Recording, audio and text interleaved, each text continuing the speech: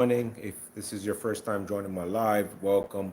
If you're seeing this at a later date, I normally go live and watch these speeches by the president, keeping up us abreast of the things that he's done. Make my commentary today. I'm just gonna watch a full interview. I don't really have much to say. Just want to listen to our president speak. So with that said, let's do it.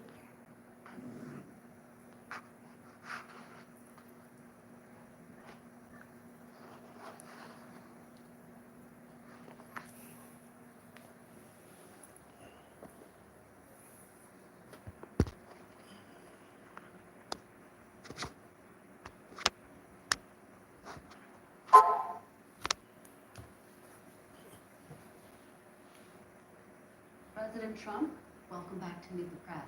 Thank you very much. Thank you so much for being here to mark your first 100 days in office. It has been an incredibly busy 100 days. You've signed more than 140 executive orders. You've been focused on the border, the economy, foreign policy. What is your biggest goal in the next 100 days? Well, I think we're going to see a lot of results. We've already seen them on the border. We have the best border in the history of our country. It was 99.999, and nobody ever thought that was possible. In fact, Biden, if you remember, said he has to get legislation. And I said, no, you just need a new president. But I guess I was right. We have the best border we've ever had.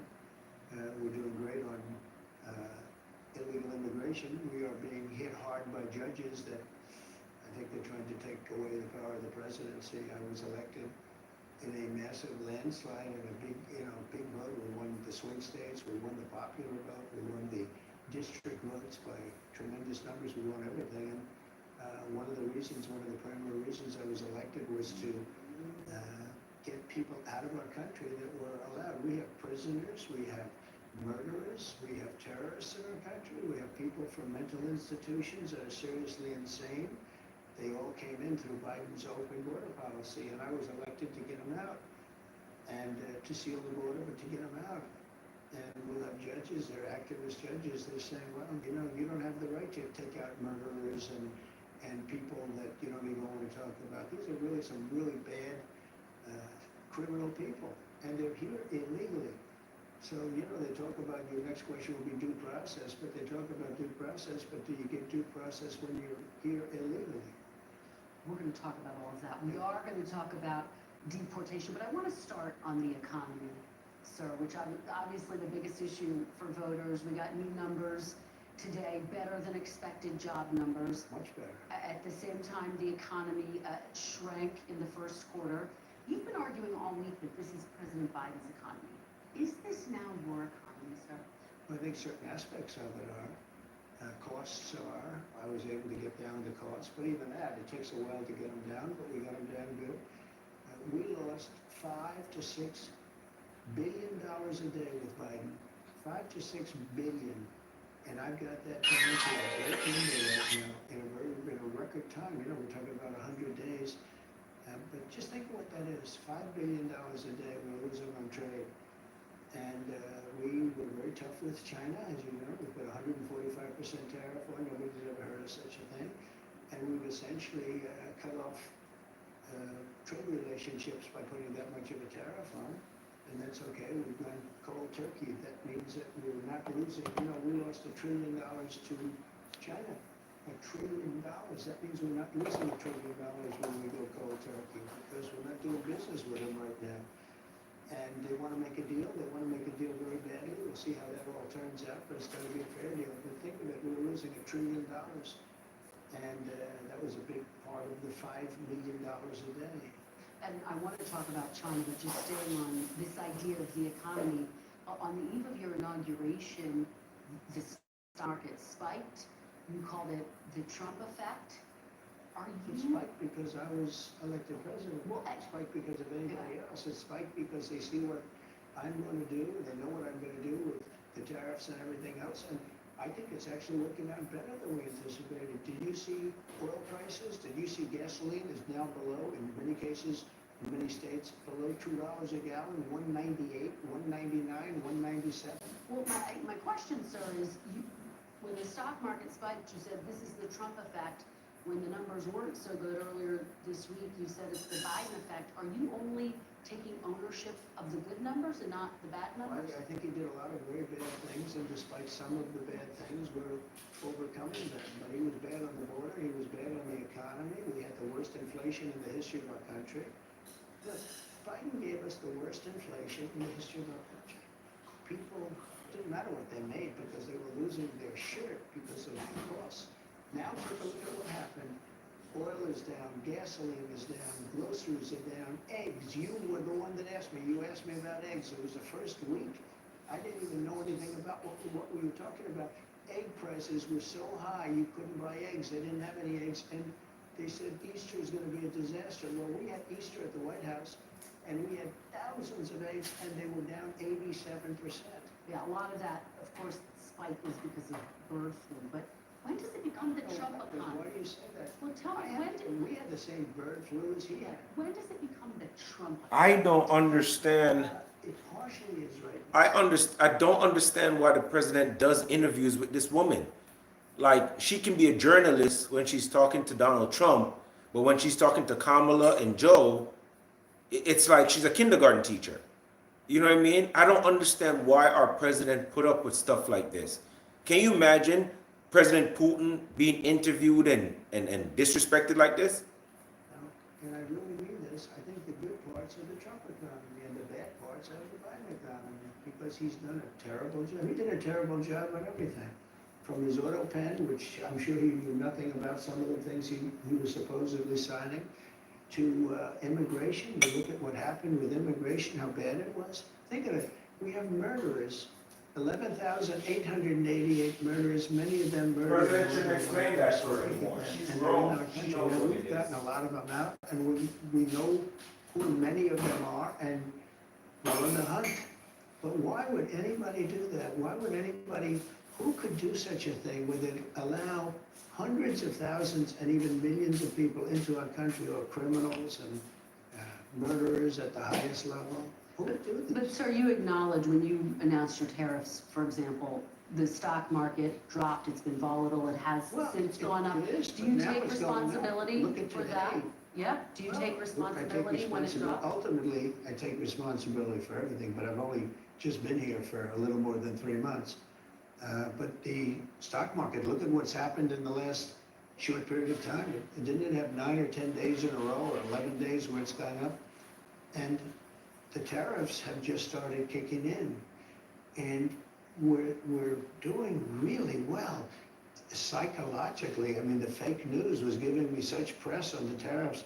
The tariffs are going to make us rich. We're going to be a very rich country. So let's talk about the tariffs. And I want to ask you about something you said this week. Got a lot of attention. You were at your cabinet meeting. You said, quote, I'm going to quote what you said, maybe the children will have $2 instead of $30. Yeah. And maybe the $2 will cost a couple of bucks more than they would normally.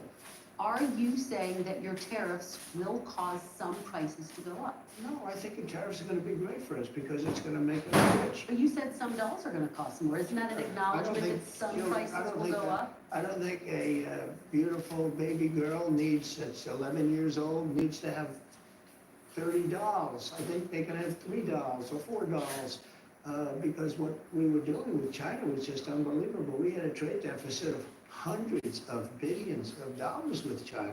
When you say they could have $3 instead of $30, are you saying So they don't need Americans $30. could see empty store shelves? No, I'm not saying that. I'm just saying they don't need to have $30. They can have 3. They don't need to have 250 pencils. They can have 5. But you're basically saying there could be some supply I'm shortages basically saying because we of the have to tariffs. waste money on a trade deficit with China for things we don't need, for junk that we don't need. Well, prices are already going up on some popular items, Whoa. tires, Whoa. strollers. This is such a dishonest interview already. Prices are down on groceries. Prices are Right. down for oil. Prices are down for. Again, I don't know why he does interviews with this woman. Why does he give her a chance? For gasoline. I don't understand it. When you have. She always does this. thing, what he did, he spent like a stupid person, which he was, but he spent like a very stupid person. Well, when prices were high as hell, $4, almost $5 a gallon for gas, nobody questioned It Biden. went up to $3.90, even $4, and in California. That's how you know people in this world are evil, bro. I have it down to $1.98 in many states right now. When you go that much lower on energy, which is ahead of my Gas is prediction, $2.69 in Miami. 250s. We have it Right down now. to $1.98 in numerous places. That is When true. you say costs are going up, even mortgage rates are going down. Well, but let me give you some examples. And she These gonna are- find some these are stupid actual examples. They're going, so you're saying the prices that are going down, some prices are going up, tires, strollers. Listen to the foolishness she's talking about. In the wake of your tariffs. That's peanuts compared to energy. Energy is. She says 60% tires. Tires are always expensive. You campaigned on a promise to bring. That is not something you can compare to food. Tires? Which tires are you talking about? Gasoline is going down. Gasoline is thousands of times more important than a stroller or something. Thank you. She's an idiot. Because they want and they need relief right now. And they're getting it. Right now, what about those Even mortgage rates. different items I just? Mortgage rates are going down despite the fact that we have a stubborn Fed. But you said dolls, even dolls could cost a couple bucks more. Oh my God, this woman is stupid. Why does he interview with her? You can have 2, 3, This is driving me crazy, yo. and save a lot of money. Guys, I'm gonna be quiet because this is really driving me I mad. guess you're talking about this transition cost. How long should people expect that transition to last, Mr. President? I don't understand. You've had a president for 4 years wrecking the economy and giving away the American people's hard-earned cash to other countries, every other countries and all the migrants. But yet still, you have a man who's been president for 3 to 4 months, and you asking him, has he fixed the economy already? That's how you know she needs to get her journalism license revoked. It makes no sense to me.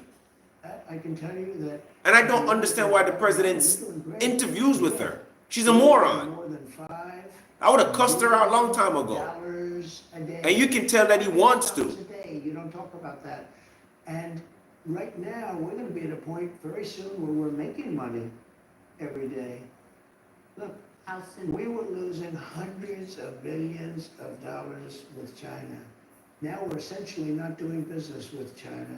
Therefore, we're saving hundreds of billions of dollars. Very simple. You take me to my next question, which is about China. They've been making a number of public statements. Very positive statements the last 24 hours. Well, and most recently. She's gonna find a negative in it before now. talks could happen, the U.S. would need to remove unilateral tariffs.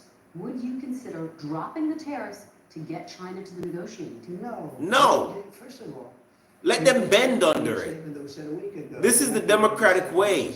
Let everybody screw us over. Chinese Commerce Ministry. And if anybody stands up for us, they're the devil. Negotiated should show sincerity by preparing to take actions in correcting its mistakes and canceling the unilateral tariffs. They made, first of all, they made numerous statements. Yes, they've made You know how numerous many people statements. speak for Yes, China? It's like yes, 50. they've made numerous I can statements, give you a yes. statement for. Listen, any look at country. her. Yes. But they said today they want to talk, look, China, and I don't like this, I'm not happy about this, China's getting killed right now. They're getting absolutely destroyed. We know that. Their factories are closing, their unemployment is going through the roof. I'm not looking to do that to China. Now, at the same time, I'm not looking to have China make hundreds of billions of dollars and build more ships and more army tanks and more airplanes.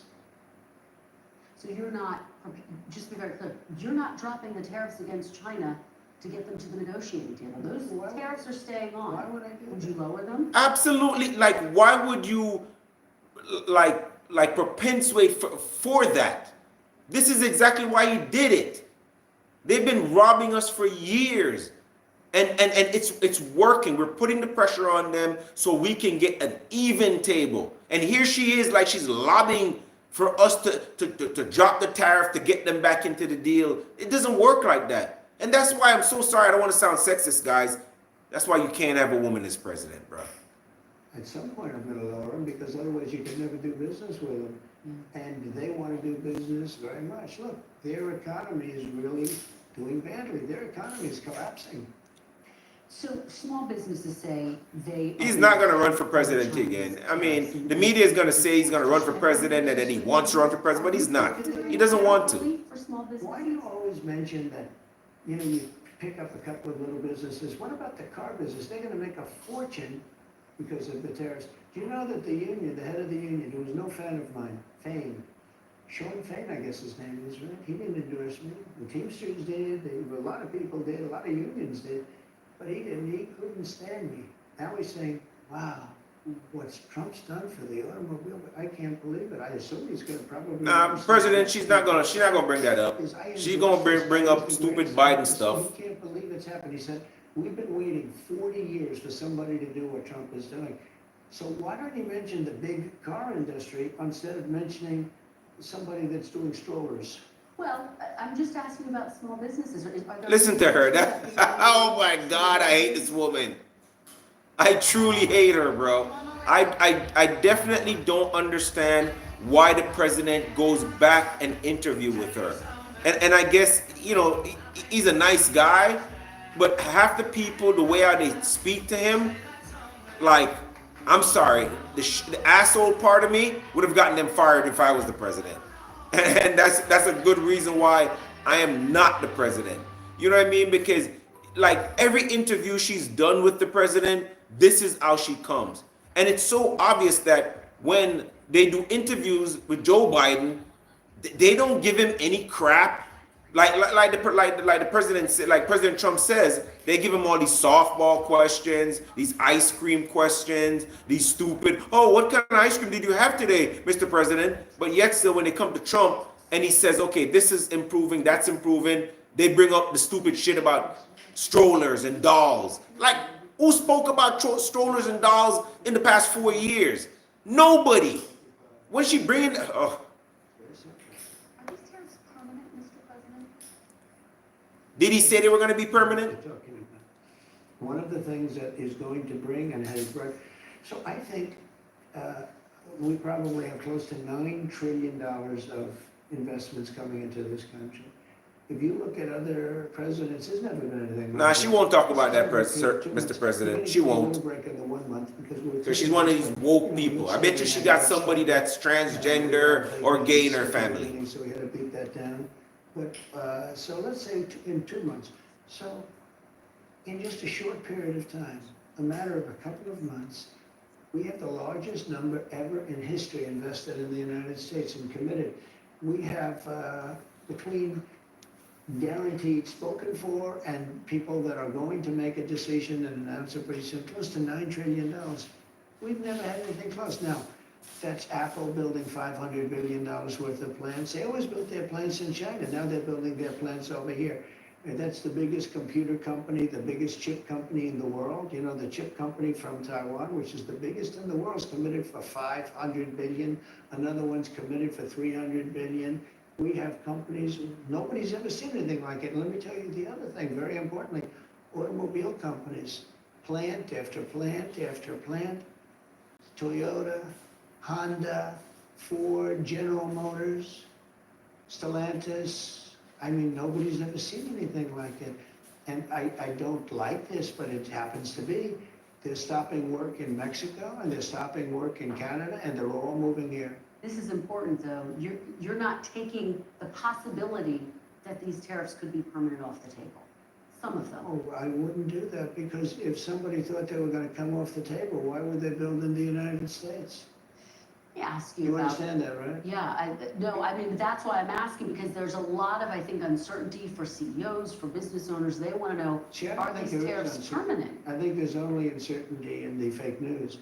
I don't think there's uncertainty. I mean, I've been very rigid, very strong on it, but I will say I'm flexible, like with respect to parts made outside of the country. I gave the automobile companies a little extra time. You know, you're talking about 15% and then 10% of the parts put in a car. I gave them a little extra time without penalizing them. And I did that only to help, you know, companies. We're looking to help companies. We want them to thrive and to hire a lot of people, and that's what's happening. Let me ask you about some of what Wall Street has said. Some people on Wall Street have expressed concerns that the possibility of a recession is increasing. And I want to know what you think about that. Are you comfortable with the country potentially dipping into a recession for a period of time if you are able to achieve your long-term goals? Well, you know, you say some people on Wall Street say, well, I have to tell you something else. Some people on Wall Street say that we're going to have the greatest economy in history. Why don't you talk about them? Because some people on Wall Street say this is Well, the that's what I'm greatest thing getting that at. ever That's what happened. I'm getting at, though. There are many- It's there the are many same people- question. Yeah, there are many people on Wall Street say this is gonna be the greatest windfall ever happened. And that's my question, Remember this. long term. Is it okay in the short term to have a Remember recession? this. Look, yeah, everything's okay. What we are, I said, this is a transition period. I think we're gonna do fantastically. One of your colleagues on another fake news station, ABC, said, do you guarantee 100% that a certain One of your person is gonna colleagues do on a the other fake news fantastic job station. as a Secretary of He's Defense? so Okay? savage. That was the question. I said, what kind of a question is that? Do I guarantee 100%? Nobody guarantees 100%. But I will say this. I think we're gonna have an economy the likes of which we've never had before. You know, my 4 years were phenomenal, as you know, the stock market. In fact, even though we had to go through the COVID thing, that horrible situation with COVID, we did numbers, and when I gave it over, when I handed it over, the election was rigged, and and because of that, we have a lot of problems, by the way, but when I handed it over. Thank you guys for joining the live. I appreciate every one of you. Thank you guys very much. Just previous to COVID coming in, nobody could. May God bless every one of you. Thank you. Talking about. I don't want to look back, but you did take your case to court about look that. back. You took your case to court about your allegations against the election. Let me ask you, There's no sir, question about it. The election was rigged. The facts are in, and it's still being litigated. Let's go. you did take your case to court more than 60 times and didn't Sure. win those cases. I won a lot of court Just to cases. button that up though, sir, just to button that up. What are you talking about? How The election? worried are you? Are we talking about No, the election? let's talk about 2020? here and now. Let's talk about The here and election now. of 2020? Let's not talk about, let's talk about here and now. Are you worried about a recession? No, Okay? no, I think we're gonna have the greatest economic. I mean, are you worried it could happen? Do you think it could happen? Anything can happen, but I think we're gonna have the greatest economy in the history of our country. I think we're gonna have the greatest economic boom in history. Let me ask you about this call to Amazon founder Jeff Bezos this week in response to a report that Amazon was going to display tariff costs next to product prices. Are you going to punish CEOs who increase their prices because of tariffs? I think what is a great misnomer is for tariff in many cases, it's not, to me, I don't view it as a tax. I view it as an incentive for people to come into the United States and build plants, factories, offices, a lot of things. I think it's an incentive, but the thing that's not known is if you look back and see, oftentimes, like China or Vietnam or other countries, not just China, because China's an abuser, but there are other abusers. Many of them are friends of the so-called, I say friend and foe, and friend is oftentimes worse than foe. But what people don't understand is, and this is a lot, the country eats the tariff, the company eats the tariff, and it's not passed along at all. Well, some CEOs are saying they're going to have to pass it on. So how do you deal with those But the CEOs? How do you deal with those CEOs? China is eating the tariffs right What now. do you say to those CEOs who are saying, we might have to pass this on to the consumer? Well, they say that because maybe it's to their advantage to say it. Would Maybe you they. punish them?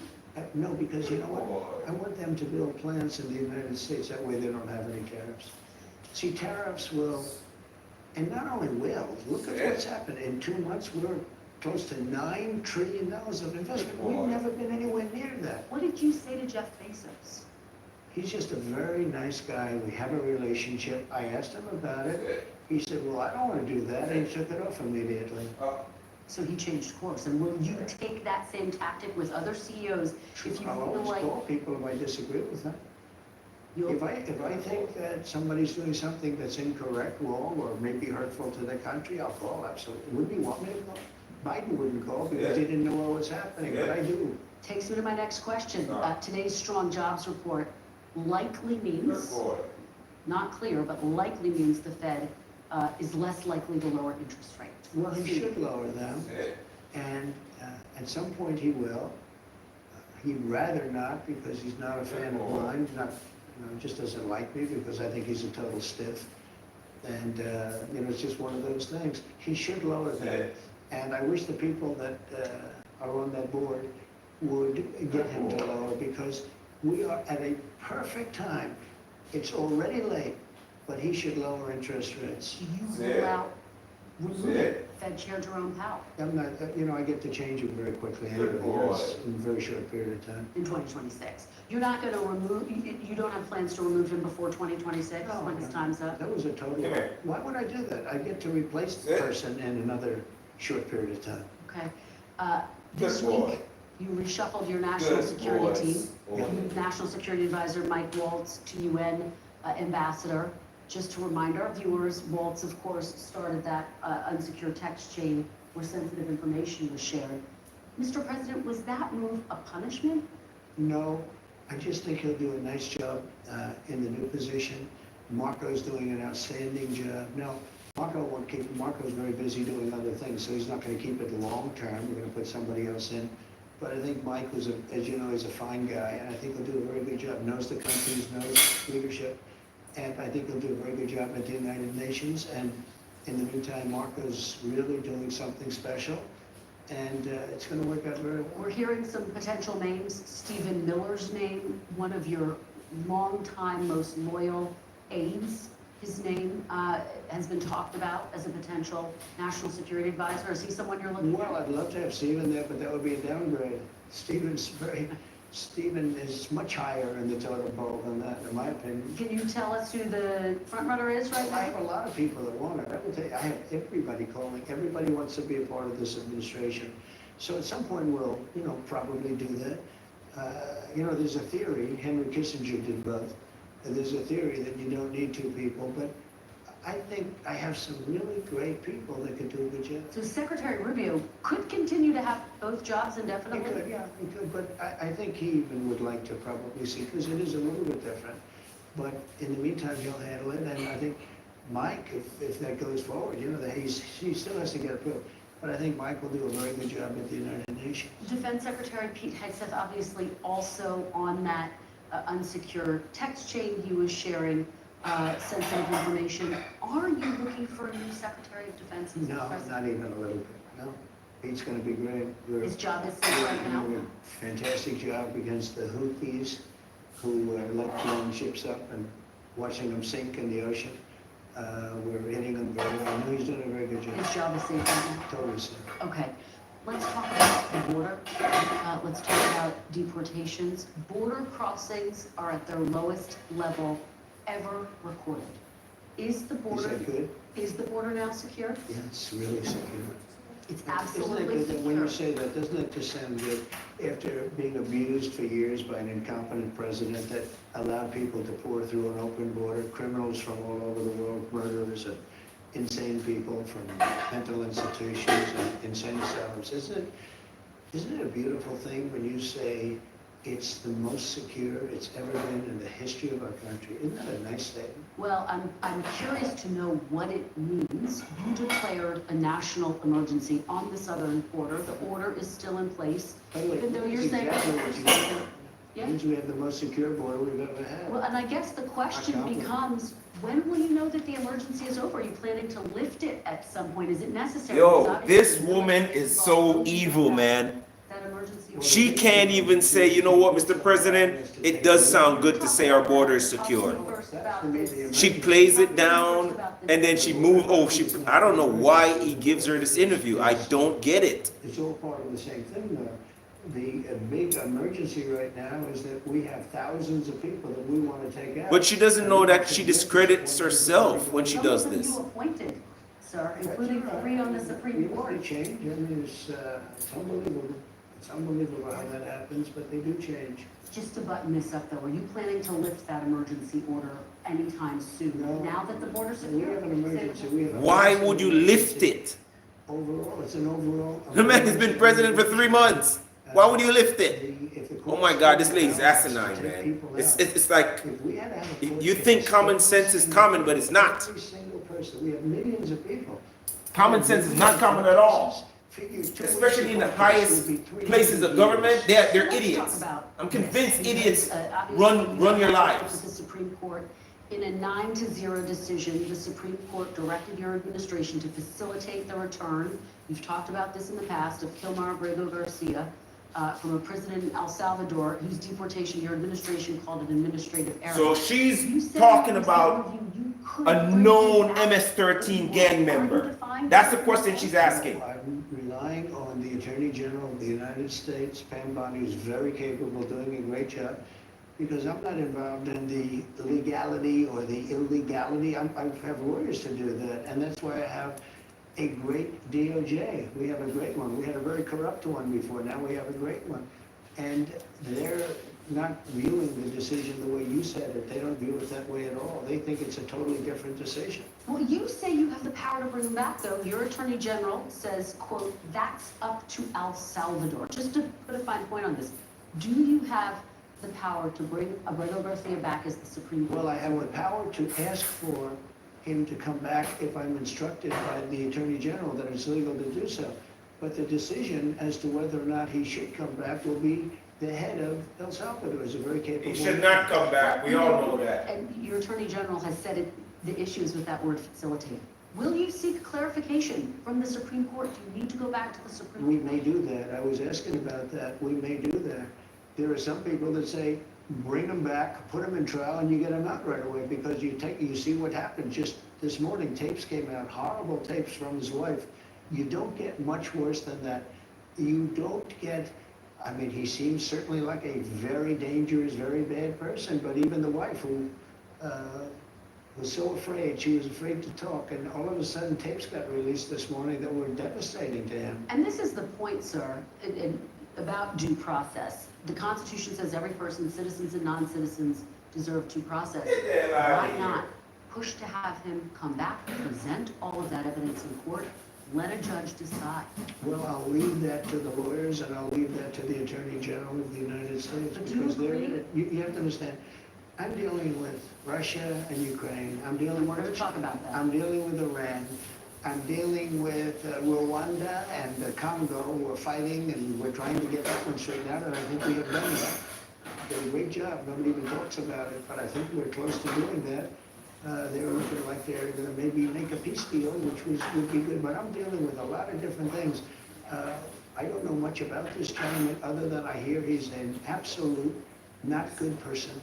And I have very capable legal people, John Sauer, as you know, and all top people. And I have to rely on that to interpret whatever's said by the Supreme Court. Now, with that being said, I have tremendous respect for the Supreme Court. Look, 3 of the people are people I appointed, and I have great respect for the Supreme Court. And I would expect that the Attorney General will be doing the right thing. Your Secretary of State says everyone who's here, citizens and non-citizens, deserves due process. Do you agree, Mr. I President? don't know. I'm not a lawyer. I don't know. Well, the Fifth Amendment I says. don't know. It might say that, but if you're talking about that, then we'd have to have 1 million or 2 million or 3 million trials. We have thousands of people that are some murderers and some drug dealers and some of the worst people on earth. But if- Some of the worst, most dangerous people on earth. And I was elected to get them the hell out of here, and the courts are holding me from doing it.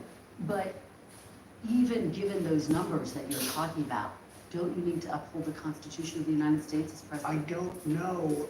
I have to respond by saying again, I have brilliant lawyers that work for me, and they are going to obviously follow what the Supreme Court said. When you And guys, let's talk a little common sense, because we hear how pretty much she's advocating for this guy that has been deported to El Salvador or where the hell ever is deported to, and his wife ended up playing some tapes, some voice messages to show his true colors. And here she is drilling the president on how this man needs due process, how he needs to come back to the United States, and how he's a model citizen and all that foolishness. But yet still, there's families and victims that have been killed by these so-called, these illegal immigrants that are criminals. And you don't hear her, you don't hear her lobbying for them.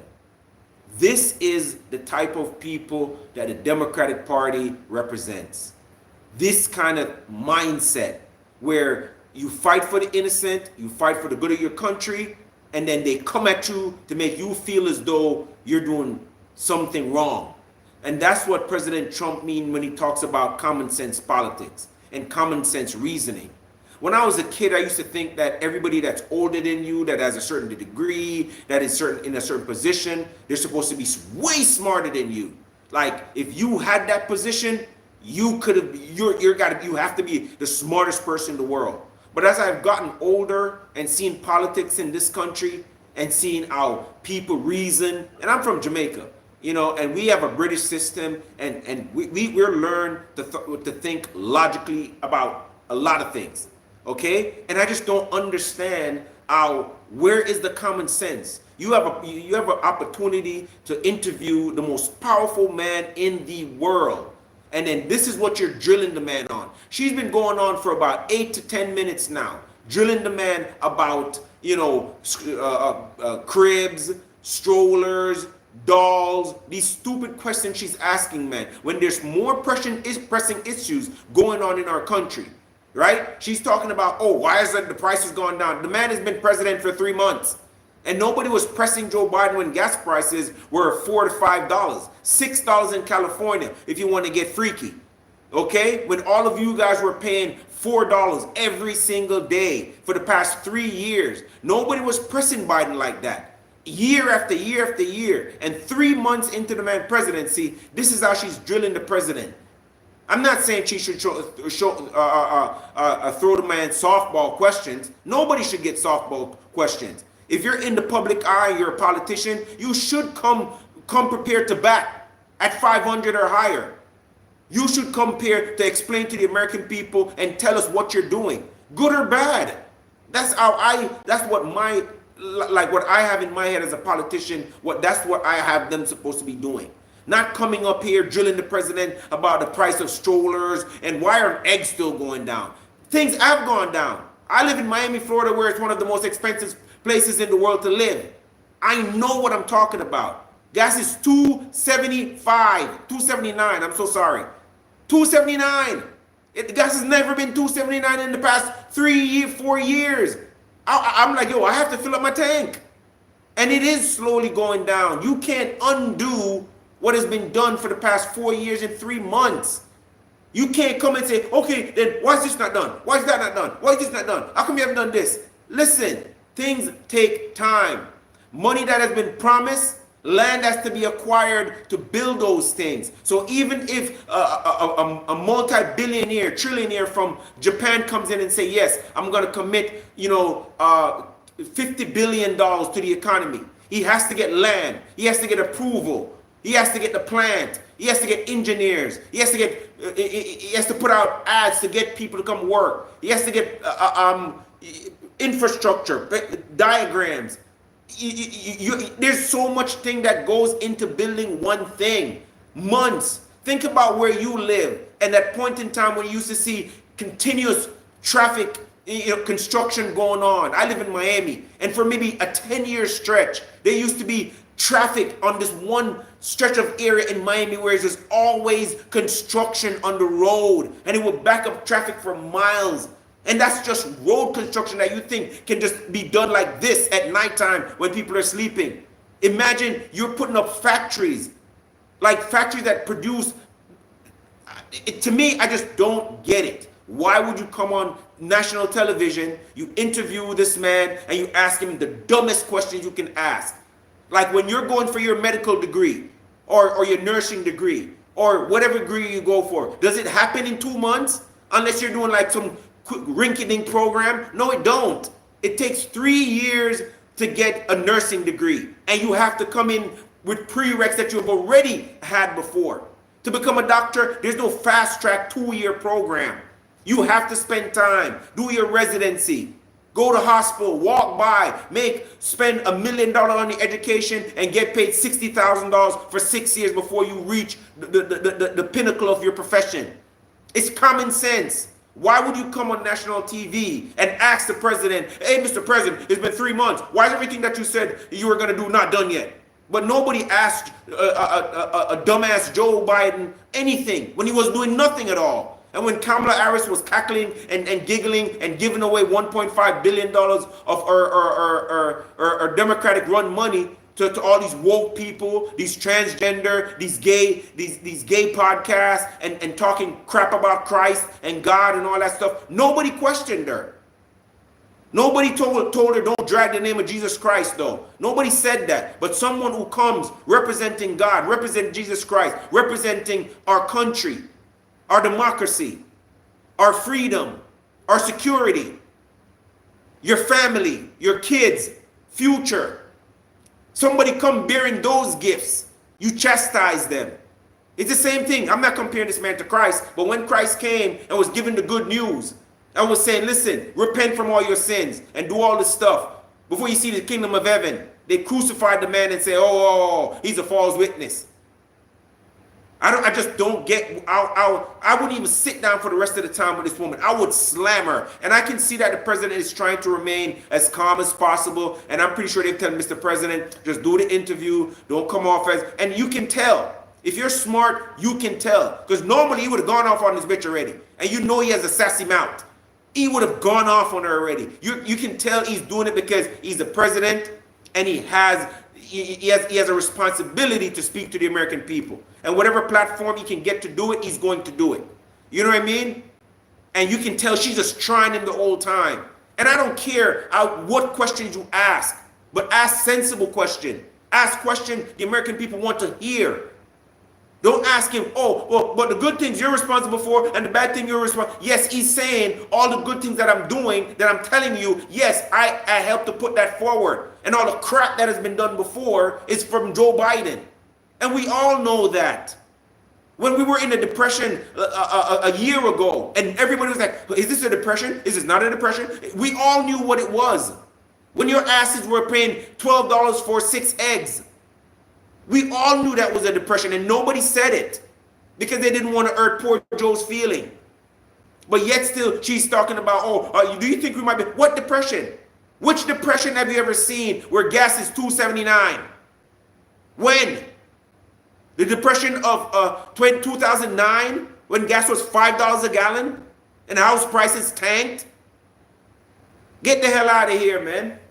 Said is not what I heard. The Supreme Court said they have a different interpretation. Is anyone in your administration just listen to her questions in contact with El Salvador about returning Abrego Garcia to Why would we return him? The Attorney General that question. Okay. At least 2 Americans have been mistakenly detained and released by your administration immigration authorities.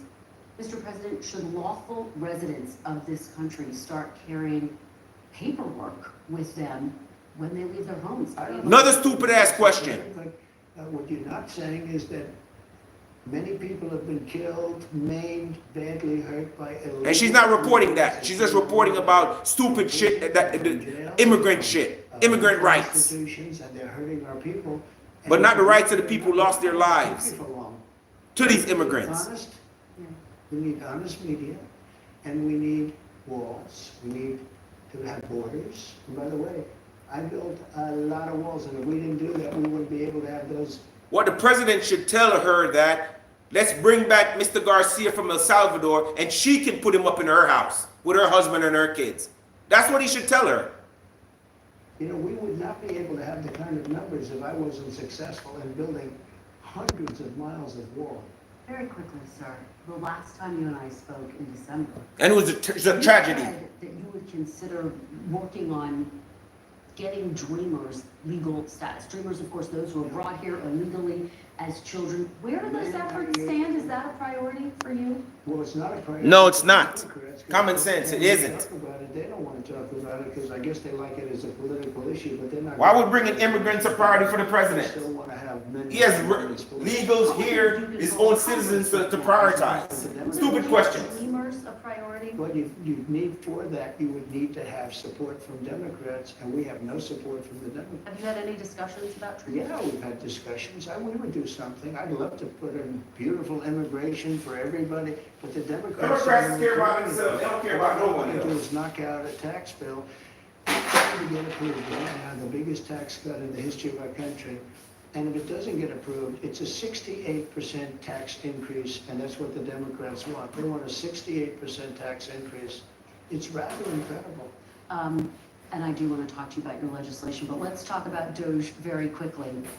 DOJ has fired Let's hear the stupid question she's gonna ask about gold now. Including FAA employees in charge of aviation. And now she's gonna tell you what George is doing is bad. Listen to her spin this now. Safety. What do you say to those who believe Elon Musk's chainsaw approach has jeopardized the safety and security? There you go. Stupid question. $160 billion worth of fraud. Not that we've saved money or we got rid of people who've been stealing from the American people, but why is Elon Musk's chainsaw? This is the type of question she asked. It's like, it's crazy to me. He said they're unbelievable. Bro, I wish the president would stop holding back and just dice her up. In many cases, crooks. But it was Dice her up, bro. They found, I think a question should be asked a different way. Were certain things found? Yes. How much? $160 billion. Think of what $160 billion is. He found $160 He said he'd find $2 trillion. Well, we're not finished yet. We're not finished Do you yet. think the work continues even though he's leaving? He said he's- Sure, he's leaving behind some very brilliant people. They were on television last night. They're super high IQ people. I like high IQ people. The Democrats don't have many of them. Let me ask you about some news that broke. You are threatening to rescind Harvard's tax-exempt status. Yeah. And yet directing the IRS to investigate and rescind a university's tax-exempt status is contrary to what's in the federal law. The law says you can't do this. Do you think you're following the law? Well, I tell you, I'm going to just follow what the lawyers say. They say that we're allowed to do that, and I'm all for it. But everything I say is subject to the laws being 100% adhered to. Are you willing to take this to court? If it becomes a court fight, you're gonna Sure. take it that We've far? won a lot of cases. All right, let's talk about some of the other actions you've taken over the past 100 days. Last month, you directed your Attorney General, Pam Bondi, to review 2 people who you perceive to be your political adversaries. And yet you told me in December that you would not direct the Justice Department to investigate your political. What changed? Well, no, I just look at people. And guys, you can hear how biased she is. You know what she just said? You've directed your Attorney General, Pam Bondi, not the Attorney General. This is how full of shit that she is. You might have heard it from 2 years ago. One person said, he knew me so well. He was, I think, on CNN or MSDNC, but they're both failing networks here. Happy to know, even though one of them, I guess, is related to you in one form or another, although they're trying to cut him loose as fast as possible.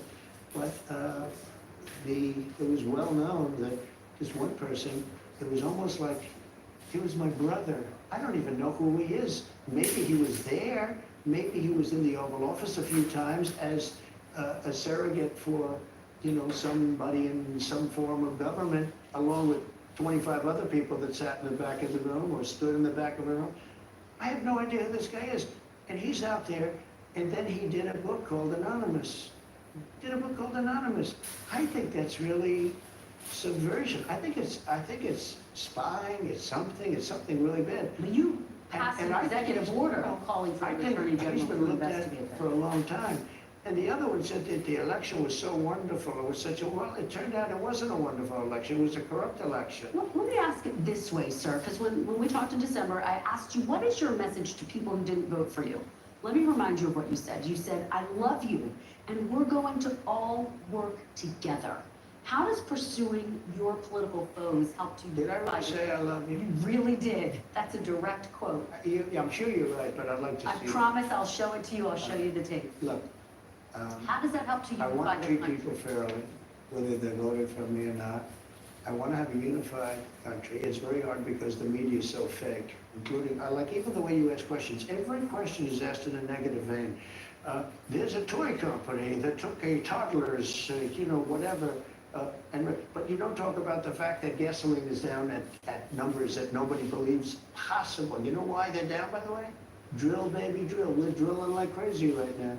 We try to make sure every question is fair, Mr. No, President. it's not. Every question you ask says a very negative slant. No, but look, I'm just And curious. I'm fine for responding to you. I don't think you're very difficult at all to respond to be honest with you. But you know what?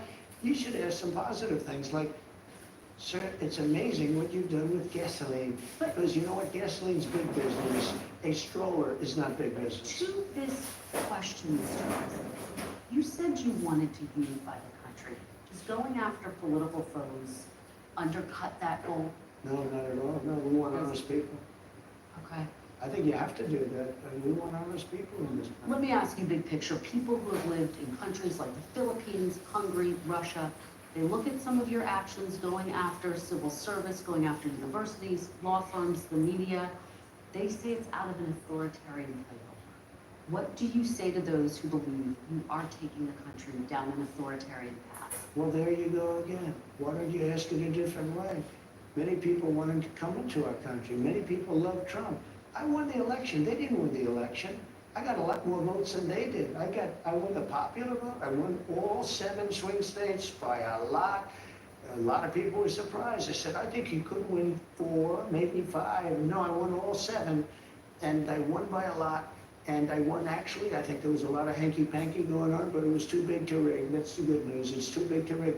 But let me just say, so when you make these statements about, people say this, well, you know, they had their chance at the election and they lost big. So you should ask the question differently. You should say, what about the people that want to be in this country? What about the people that love this country? But what do you say? I'm asking it on behalf of those people to give you a chance to respond to them. What do you say to those people, sir? Those people are going to be very happy. They're going to have to see some results. And I think we had a great 100 days. There are a lot of people that say it was unprecedented. It was an absolutely unprecedented 100 days. And I hope that they're going to be right. Do you see dissent as an essential part of democracy?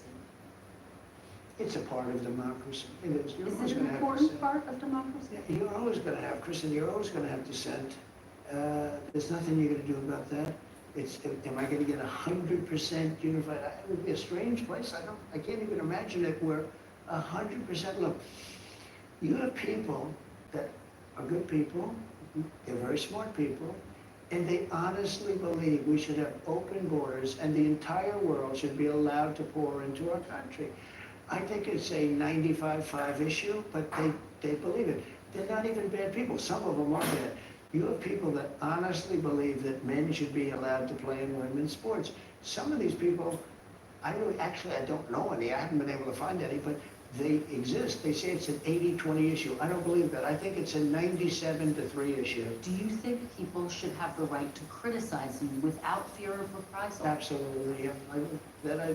And how do you And square I that? think that happens. How do you square that with the fact that you have passed these executive orders asking the Attorney General to look into some of the people who've criticized you, who've been harshest against you? I have been investigated more than any person in the history of the United States of America. I've been investigated more than the late great, as I say at my rallies, Alphonse Capone. Alphonse Capone was a nasty man. He was the highest level gangster. And I have been investigated more than Al Capone, more than anybody. These people are evil people, and I won. And I'll tell you what, all I want to happen is for the Department of Justice and the FBI. Pam is great and Cash is great. I think they're 2 great people. But they're their own people. They want to do a fantastic job. And all I want to do and all I want to ask for is that they be allowed to do their job.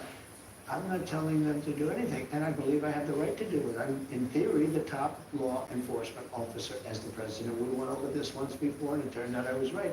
But I'm not looking to use that. We have 2 great people, and we have many, many incredible people under them, and I just want them to do their job and do it well. Let me ask you about something I don't think you've been asked much about, which is you've branded your own cryptocurrency. The coin's value actually surged recently after you announced that top holders would be invited to have dinner. I don't even know that. What did it surge to? What did it surge to? Yeah, what's it worth? You might as well tell me, because I have no idea. Well, it surged, I will find it, hold on one second. 5.2 or 58%. So 58%. To what number? That's not bad, 14.32. What? You can't spell apartments without me. Oh. 2, 3.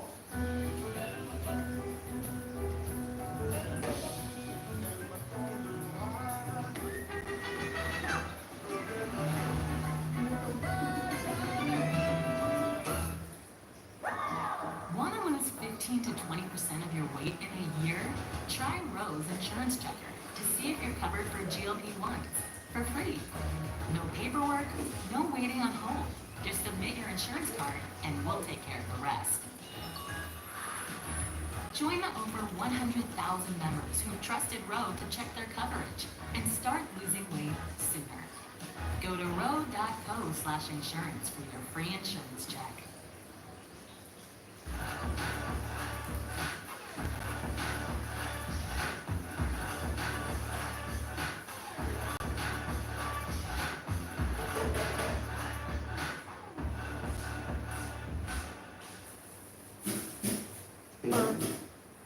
No, dollars per cryptocurrency. $1 billion?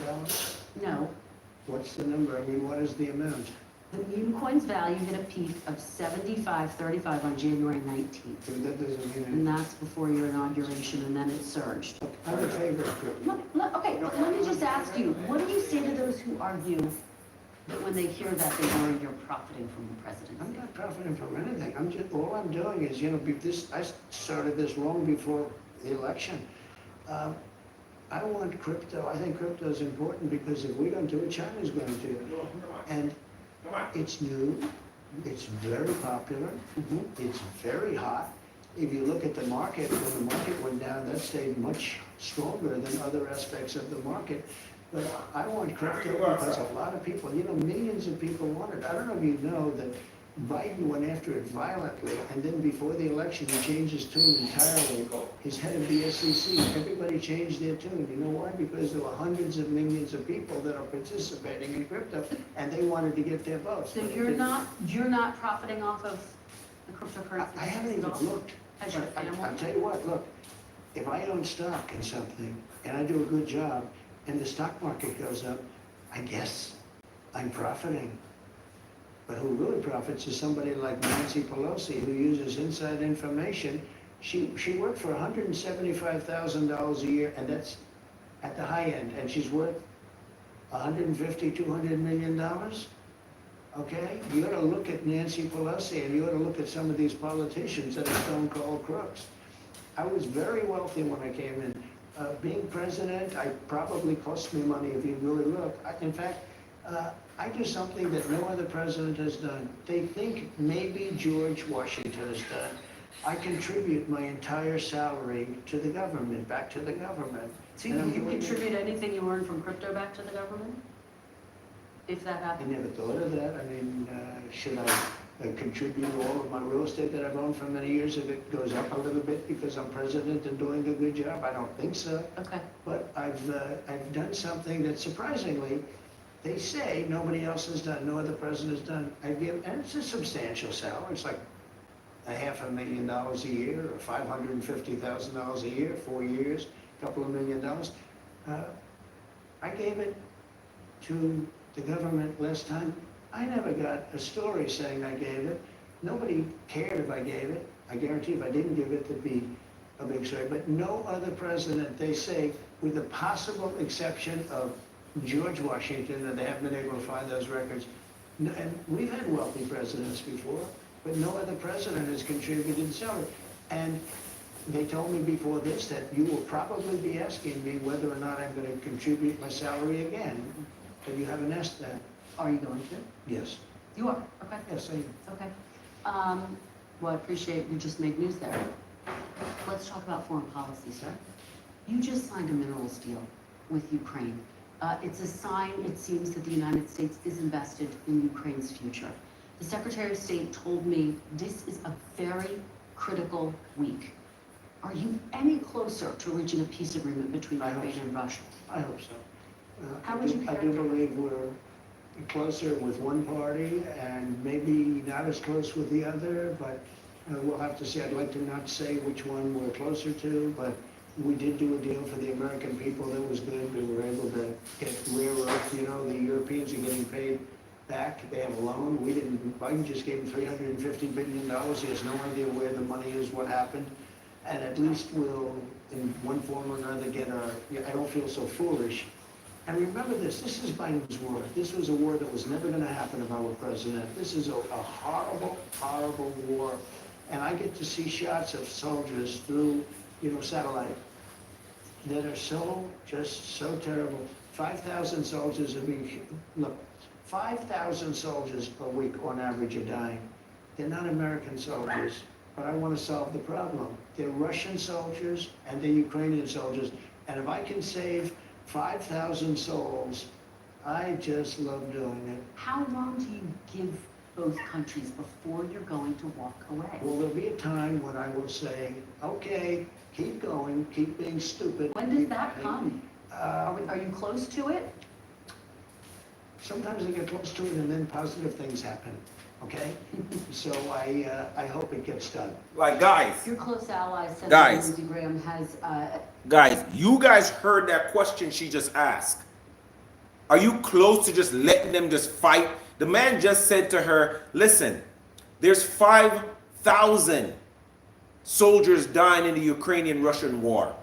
I don't want 5,000 souls going to hell. So whether they go to hell or heaven, whatever the case, is there one day where you can just say, screw them, let them just keep killing each other? Is that day soon? When was that day? If you've never seen the devil before, the devil's wearing a purple dress tonight on your screen. This is how human beings are. Evil human beings. This is how the Democratic Party is.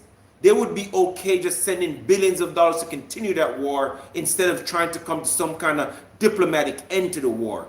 And you have somebody here saying, listen, I don't want to see people die. They're not even my people. You can just say, you know what?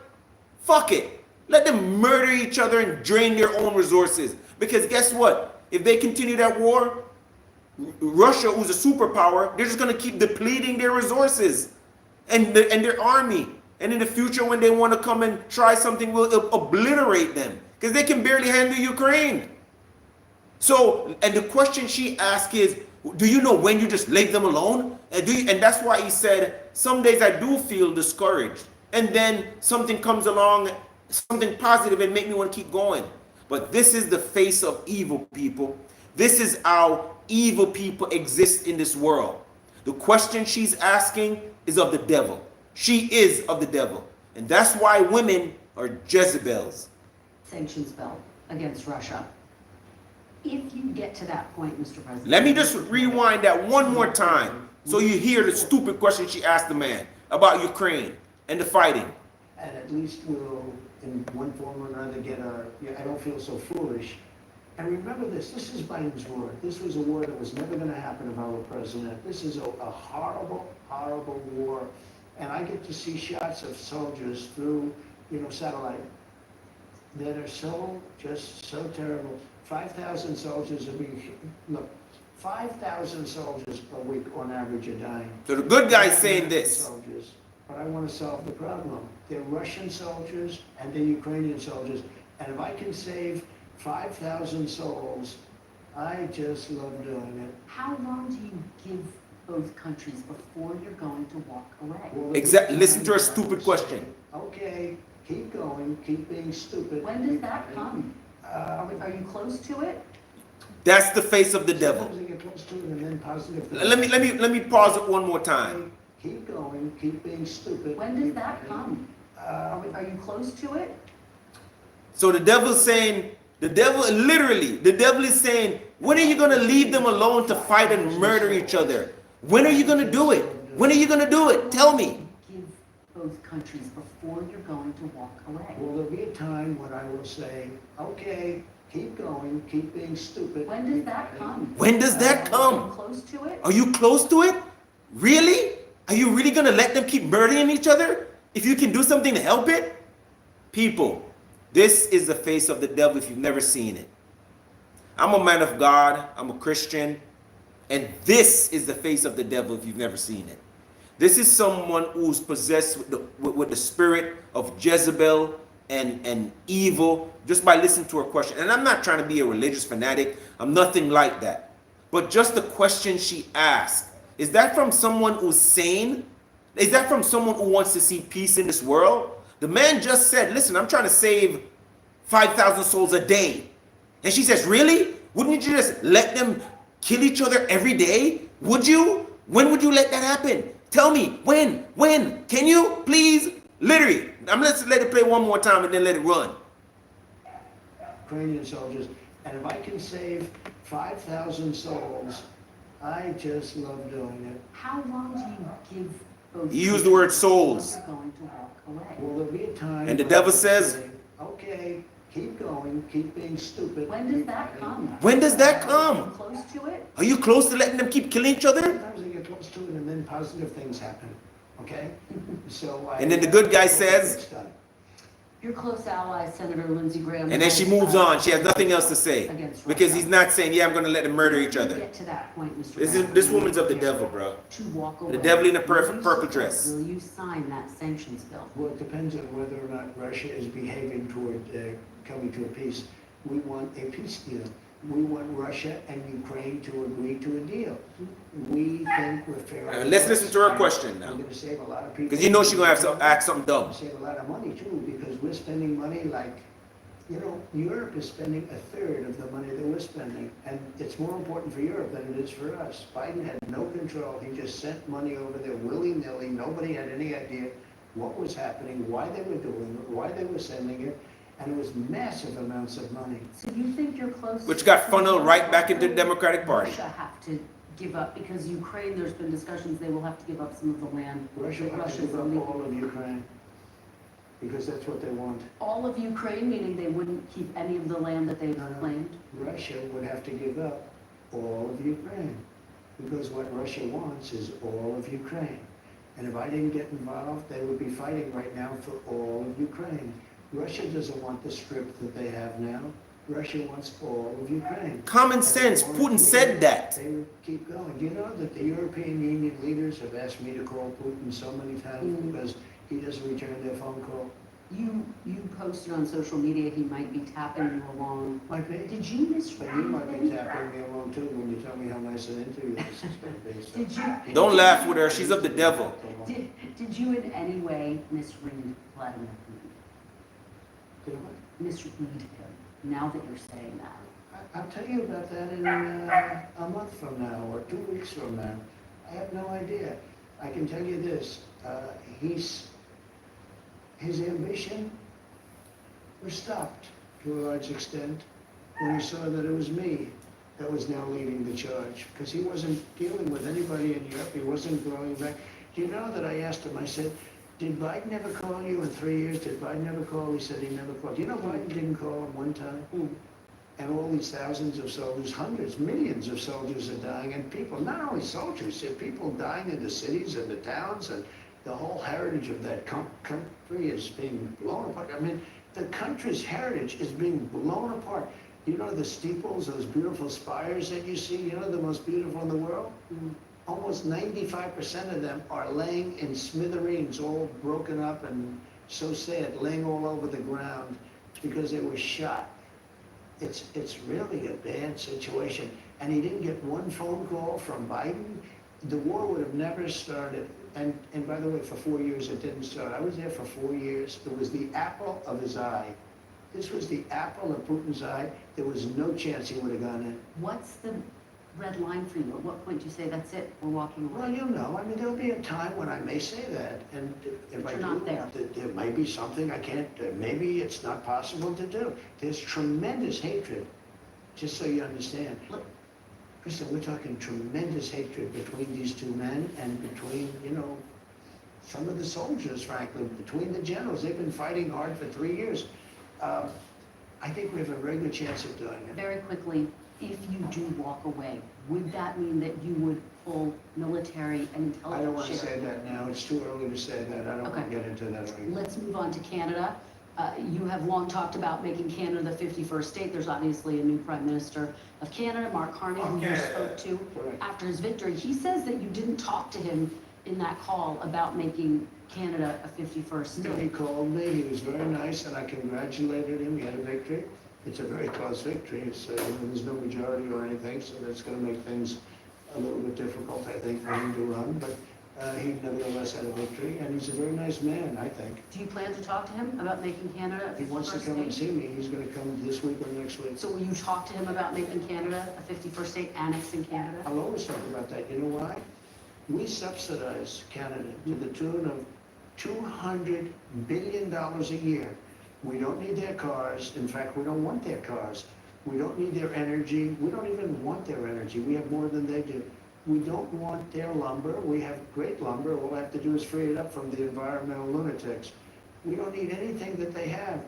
We're giving them. I asked Mr. Trudeau, who I call Governor Trudeau, I said, you know, not Prime Minister, Governor. I said, Governor Trudeau, could I ask you one question? Why are we giving you $200 billion? Why are we subsidizing Canada? If Canada was a state, it wouldn't cost us. It would be great. It would be such a great, it would be a cherished state. And if you look at our map, if you look at the geography, I'm a real estate guy at heart. When I look down at that, without that artificial line that was drawn with a ruler many years ago, it was just an artificial line, goes straight across. You don't even know what a beautiful country it would be. It would be great. But I don't think the American public wants me to pay $200 billion a year to subsidize Canada. Again, remember this. Yeah. We don't need their cars, we don't need their lumber, we don't need their energy, we don't need anything. We do very little business with Canada. They do all of their business practically with us. You and I- They need us, we don't need them. You and I talked, and I asked you if you would rule out military force to take Greenland, and you said, no, you don't rule out anything. Would you rule out military force to take Canada? Well, I think we're not gonna ever get to that point. It could happen, something could happen with Greenland, I'll be honest. We need that for national and international security. But not I with think it's Canada? highly unlikely. I don't see it with Canada, I just see it. I told you she's the devil. Okay, but you don't rule it out for Greenland. And by the way, Canada, they spend less money on military than practically any nation in the world. They pay NATO less than any nation. They think we're subsidized. They think we are going to protect them. And really, we are. But the truth is, they don't carry their full share, and it's unfair to the United States and our But taxpayers. you are not ruling out military force to. And here she goes I don't rule again. it out. She I don't is say an anything. I don't instigator. rule out anything. No, not That's that. all she asked. We need to- The foolishness. And Greenland guys, is I have a master's in political science and criminal justice. So a lot of this stuff, it irritates me a lot because I read, I watch fake news, I watch real news, I watch CNN, I watch MSNBC, I watch Australian news, Indian news, I watch it all. I like to see everybody else's perspective, not just ours. I don't vote because of Trump, I don't vote because of my skin. I'm black, but I don't vote black. I vote issues, which everybody should vote. Now, he's talking about Canada, right? Canada is a piece of shit. Even people who live in Canada all want to move to the United States. You go on any dating app and you see all these Canadian girls, guess what they want to do? They want to get married and leave that coal-ass tundra and come to the United States. That's all they want to do. People who go to Canada or people who come from third world countries, I'm Jamaican, and there's a ton load of Jamaicans in Canada if you know anything about Canada. And it's because people want, it's harder to come to the United States than it is to go to Canada. So they go to Canada, work their ass off in the snow because there's opportunities there. And like the president says, we don't need Canada for anything. Half the year they're frozen. Wood is frozen. Everything is frozen. I have family in Canada. Half the year they can't even work. They can't go out and do anything. Canada, like he just said, and all these things that he's saying, you can fact check it. They pay nothing on military. What are they defending? Russia is not invading them. They have us to the south who we have our military pretty much. We are going to defend them. But let them get into some shit. You see how quick they want to be a part of the United States. They don't spend any money. So when he says things like this and people says, oh, he's capping, he's not capping. He's telling the truth. But people don't want to hear this. People don't want to, and if he says, oh, we should pretty much take over Canada. People say, oh, you see, he's a dictator, he's a this. Yes. If you're going to spend $280 billion a year on a country that really don't give you shit, then you might as well own them. Imagine, there's a woman that you have or a man that you have. He has other girlfriends or she has other boyfriends. And you keep spending money on her makeup or BBL or eyelash or wigs, and you can never tap that ass. What kind of foolishness is that? Would you continue supporting it? Would you continue supporting it so she can go live her best life outside of you? No, you would not. And it's the same, that's what Canada is. The BBL bitch that we keep paying for that don't really give us nothing. And love to talk shit. And if anything happens to them, they can't defend themselves. Because they have everybody on their borders. And then and on a frozen tundra above them. So they're protected. So they can talk shit. They should be a state. And so should Alaska. A very small amount of people, which will take care of. I know it's hard to hear. And all of that, but we need that for international security. Do you know we have? If we wanted, and if the United States wanted to invade them, there's not a damn thing that they could do. Aircraft carriers, gunship, going up and down the coast of Greenland. We need that to be protected. Internationally, we need it. So you are willing to send U.S. troops? And hear what she's saying to now. claim a sovereign territory? I didn't say that. Exactly. She's a shitty person, man. It could She is a happen. I shitty doubt it person. will, but it certainly could happen with respect to Greenland. Okay, let me ask you about Iran. She doesn't love her country at all. This woman doesn't love America. With Iran. Is the goal of these talks limiting? Let me hear the crap she's gonna ask him again. Or total dismantlement? Total dismantlement. That's all you'll accept? That's all I'd accept. Now, there's a new. Now look how she gonna spin it now. Out there that Iran would be allowed to have civilian meaning to make electricity and to, but I say, you know, they have so much oil, what do they need it for? But, you know, I've seen it with other states where they're looking to do something and they have a lot of oil. Iran has tremendous energy. You know, I put sanctions, if you know that. I put Yeah. pretty strong sanctions on 2 days ago. And the sad part is that if Biden didn't get involved, if we had a competent president, you would have never had the attack on Israel. And Iran wouldn't be smushed into the earth. Hamas would have had no Yes. money because Iran was broke.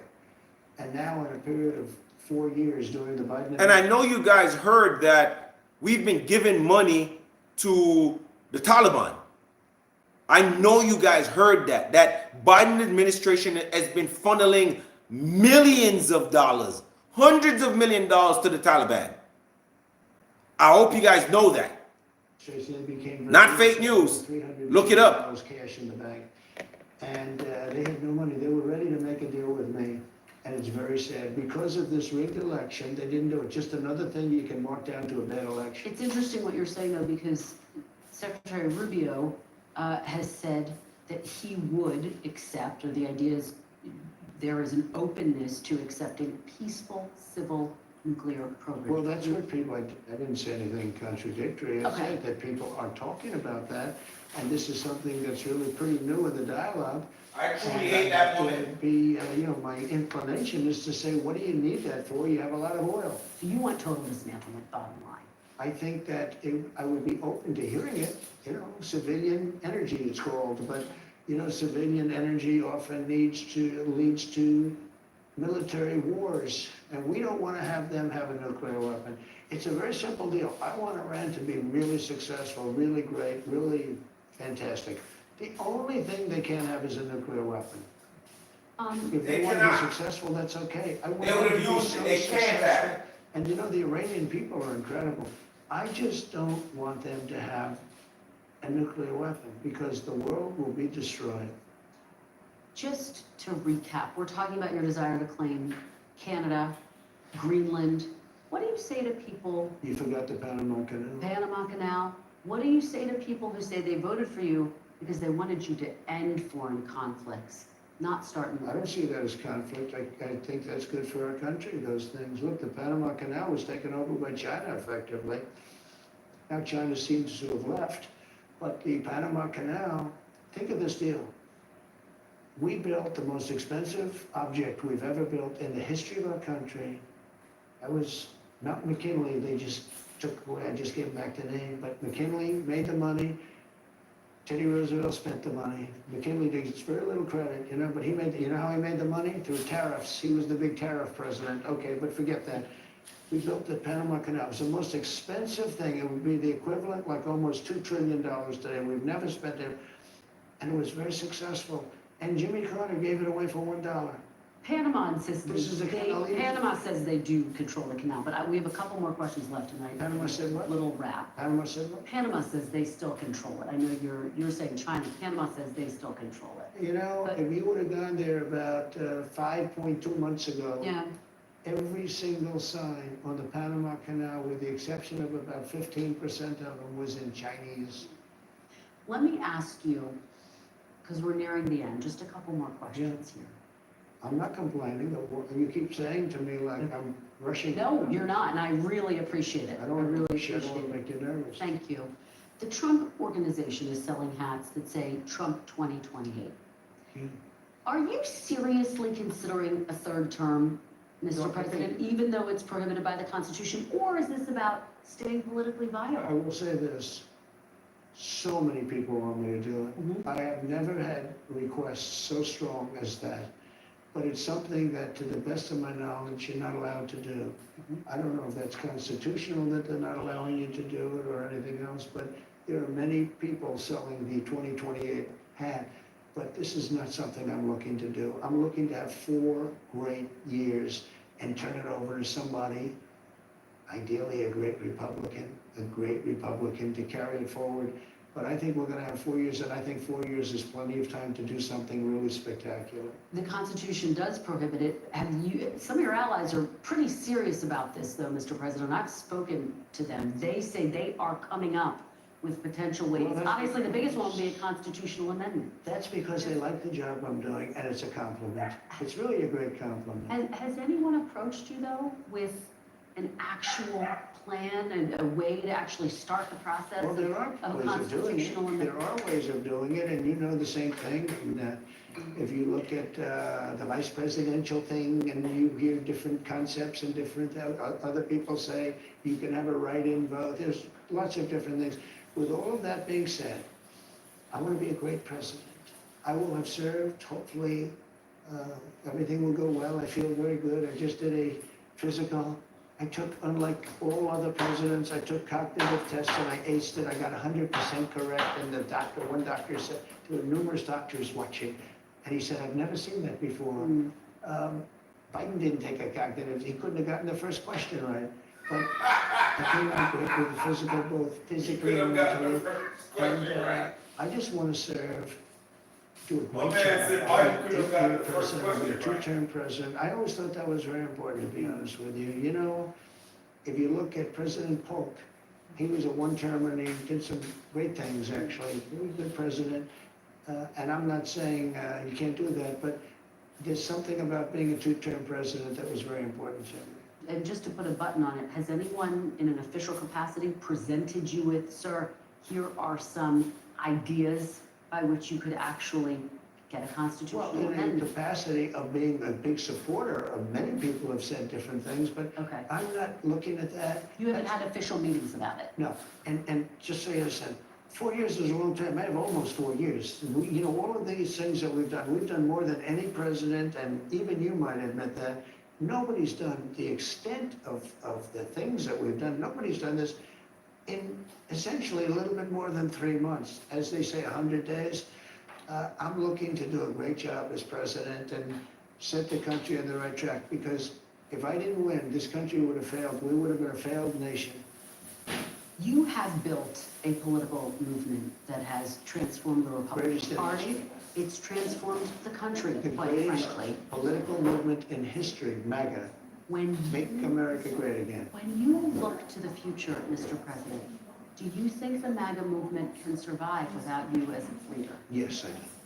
What gives you? I think it's so strong, and I think we have tremendous people. I think we have a tremendous group of people. We talked about a number of them. You look at Marco, you look at J.D. Vance, who's fantastic. You look at, I could name 10, 15, 20 people right now just sitting here. No, I think we have a tremendous party. And you know what I can't name? I can't name one Democrat. I mean, I look at the Democrats, they're in total disarray. They have a new person named Crockett. I watched her speak the other day.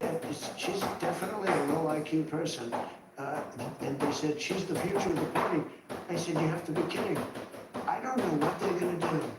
And I really believe in a 2-party system. Because it's good to be challenged. It's really good to have a 2-party. You know, it's good. Being challenged is okay. It keeps you sharp. I don't know what they're going to do. They have nobody. Bernie's 87 years old or something. And you know, Biden is the worst thing that ever happened to old people, because he was grossly incompetent, and I think maybe for artificial reasons. You know, he had operations and things. So maybe that's an artificial, but I know people that are unbelievably sharp, and they're older than 87. But I watch Bernie Sanders, he's a nut job, but he's still sharp. He's sharp as, he's the same guy he was. He hasn't gone down, but Biden is really, he's the worst thing to happen to old people. I know that you are only 100 days in, but as we sit here today, who do you see as your successor, Mr. President? Well, it's far too early to say that, but I do have a vice president, and typically it would be, and JD's doing a fantastic job. He would be at the top of the It list. could very well be. I don't want to get involved in that. I think he's a fantastic, brilliant guy. Marco is great. There's a lot of them that are great. I also see tremendous unity, but certainly you would say that somebody's the VP. If that person is outstanding, I guess that person would have an advantage. But I think the other people would all stay in unbelievably high positions. But, it could be that he'd be challenged by somebody. We have a lot of good people in this party. Thanks for watching. Stay updated about breaking news and top stories on the NBC News app or follow us on social media. Don't drink smoothies before watching this. Are smoothies a good option? They are probably one of the biggest poisons known to man. When studies have shown breaking down fruit into fructose actually lessens energy. Give fruit the boot. What about diet sodas? I'm a former Diet Coke addict. When we stimulate sweet receptors with something that isn't sugar, insulin pulls sugar out of your bloodstream. And that's what makes people overeat and accumulate fat. Does tea help you lose weight? Green tea or black tea, as well as coffee, contain polyphenols, the favorite food of your gut bacteria. These make you lose weight. That's how the skinny people of the world are skinny. It's called the gut-centric theory of hunger. A study out of China of healthy volunteers. They put them What are you about? No study out of China. None. Where they got nothing. All right, guys. So that was a pretty good interview, but shitty interview at the same time. She was a shitty interviewer. You heard all the stupid questions she asked, all the biased questions she asked, and the president. I'm proud of him staying calm because I would have cussed her out already. But boom. Let's hear what the president has to say about the first 100 days. Trump.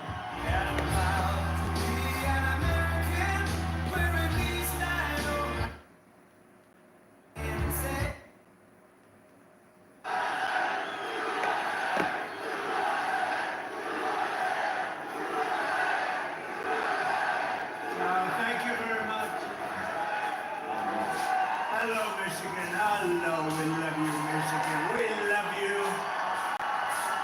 We just had the biggest victory in Michigan. They said, sir, it's going to be hard. Well, we won it twice.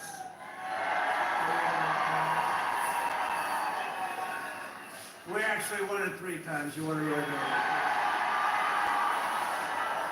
But I'm thrilled to be back in this beautiful state. I love this state. And a lot of auto jobs coming. Watch what's happening. The companies are coming in by the tens. You got to see what's happening. They all want to come back to Michigan and build cars again. You know why? Because of our tax and tariff policy. They're coming from all over the world. They're coming up and they're opening up plants and they're talking to us all day and all night. They want to get here. They're coming in at levels you've never seen before. And I want to thank the auto workers for your support. That was good. But I'm thrilled to be back in this beautiful state with thousands of proud, hardworking American patriots. And we're here tonight in the heartland of our nation to celebrate the most successful first 100 days of any administration in the history of our country, and that's according to many, many people. This is the best, they say, 100-day start of any president in history, and everyone is saying it. We've just gotten started. You haven't even seen anything yet. It's all just beginning. And week by week, we're ending illegal immigration. We're taking back our jobs and protecting our great American auto workers and all of our workers, frankly. We're protecting all of our workers. We're restoring the rule of law, which was sort of out the window with this crazy guy we had. How the hell did that guy ever become president? Could somebody explain? How the hell did that happen? There's my friend, Blacks for Trump. I like that guy. I'm like, he follows me. He follows me. We love you. Your whole group has been so supportive over the years. I want to thank you.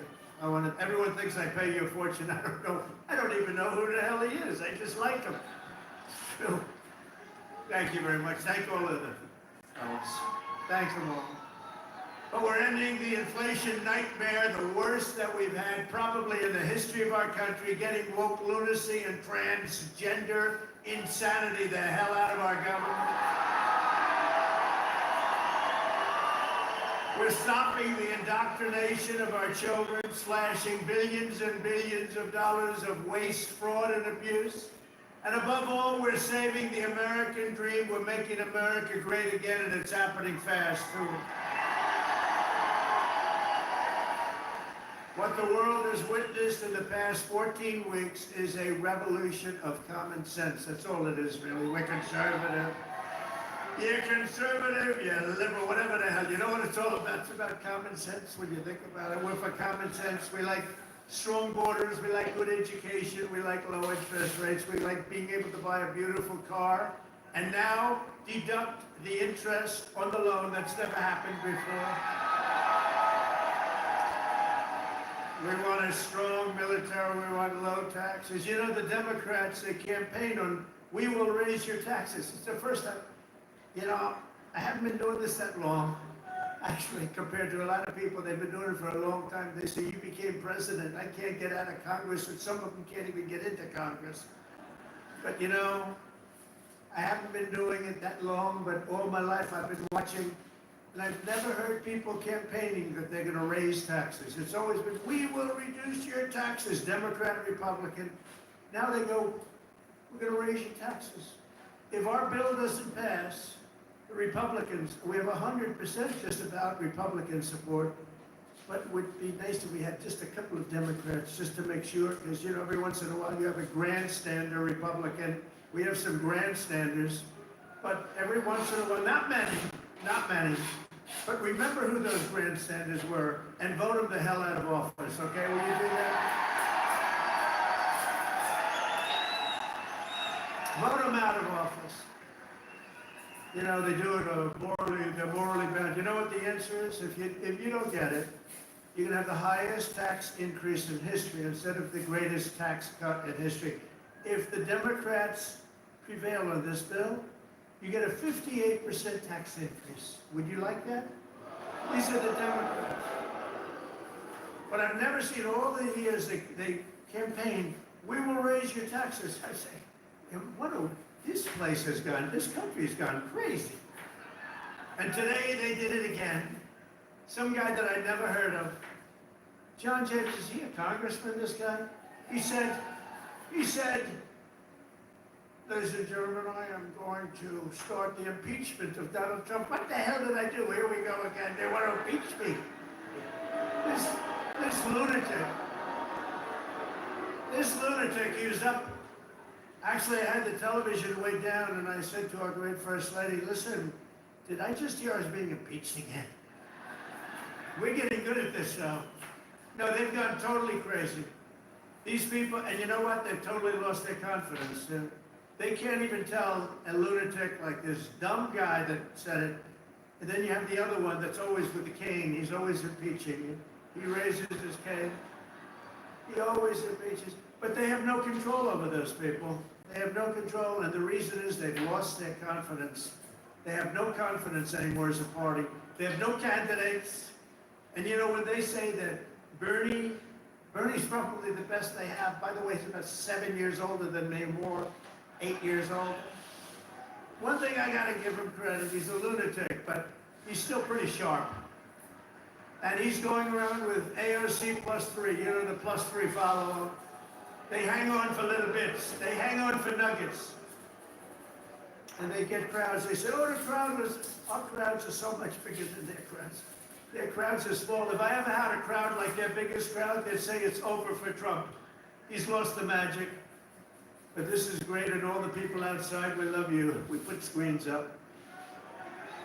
We're taking back our country from a sick political class that got rich selling America out and bleeding America dry. We don't let that happen anymore.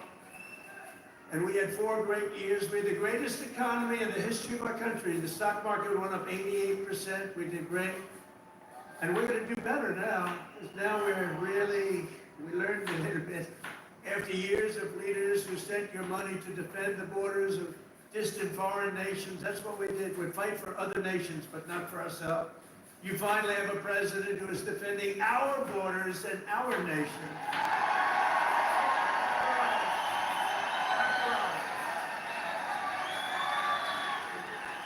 After decades of politicians who destroyed Detroit to build up Beijing, you finally have a champion for workers in the White House, and instead of putting China first, I'm putting Michigan first, and I'm putting America first.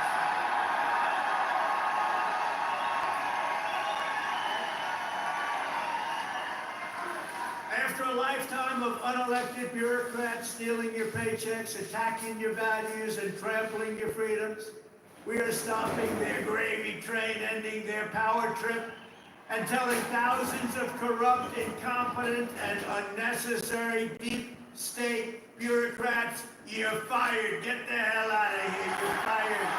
Get out of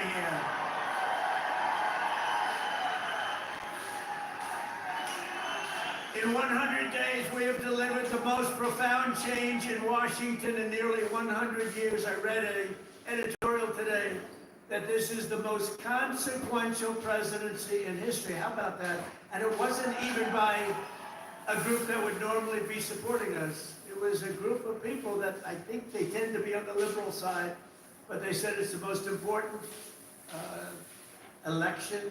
November 5th, it changed it all. You have to see when you hear some of these numbers, but that is the most consequential election that we've ever had in our country. And what a nice thing. I'm going to start again subscribing to that particular paper. Even if I don't read it much, I'm going to subscribe.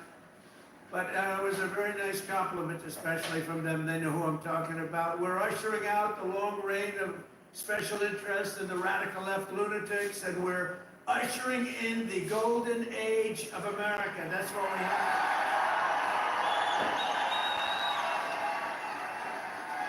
Right? Front row Joe. Look at you, front row Joes. I miss you guys. I miss the campaign. You haven't changed. You've lost a couple of pounds. Oh, he's probably getting to one of those chambers. You've lost a couple of pounds. You look good. And I have Mr. Wall here. This guy. How many rallies have you gone to? Like hundreds, and we love them here. The Wall. One day I'm going to get that suit and I'm going to wear it on stage. We appreciate it, fellas. Great. Thank you. You know, we have a group of ladies, I don't know if they're here, but we have a group of women from North Carolina, a large group, like 50 of the most beautiful women, and they've been to 129 rallies. They're happily married, I think, too. They just keep going to rallies all the time. But they're great. North Carolina, where we won by big numbers. Nowhere has this transformation been more dramatic than our southern border. You have seen the change on your southern border that Sleepy Joe said couldn't happen. Sleepy Joe, the worst president in history, said it couldn't happen. The last administration engineered a massive border invasion, allowing gangs, cartels, and terrorists to infiltrate our communities and rape and murder our citizens, and that is being nice about it. That's actually being nice about it. They are the worst. But standing before you today, I can proudly report that this heinous betrayal is over and that we have achieved the most secure border in American history by far.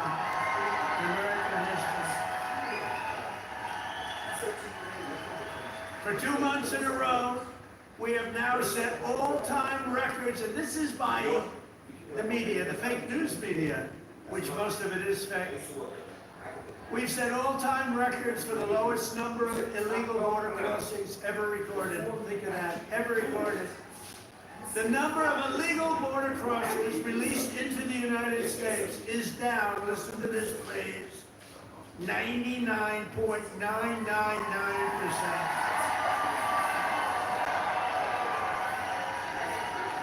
Think of that, 99.999.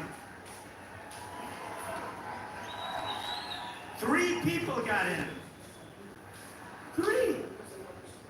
And I got angry as hell at Tom Homan. How did you allow 3, Tom? I called up Christie. Christie knows doing a great job, Tom Homan. I said, how did you allow 3 people? No, they allowed a few in for medical reasons. They honestly had a couple of were very sick. The ones that got in were really very sick, and we had to take care of them. But it was a few people. But 3 people got in versus hundreds of thousands in the last administration. Hundreds of thousands a month were pouring in. Biden had no control.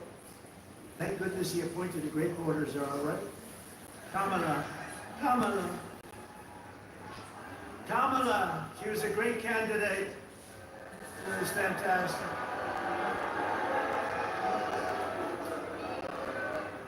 Joe Biden was down 35 points. The debate was not a good one for him. He said, you know, if I didn't debate, I could have gone all the way. He was down 35 points and they decided to replace him. Nothing ever happens like what happens to me. It never happens to anybody else.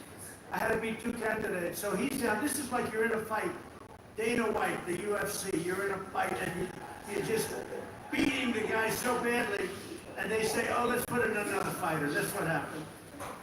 And I knew nothing about her. She was vice president, but nobody knew a damn thing about her. She had nothing to do with the border, even though she was appointed border czar. The great people, all of the great people, Paul and all of the border patrol people, they never spoke to her. They never heard about her. For 4 years, she never called.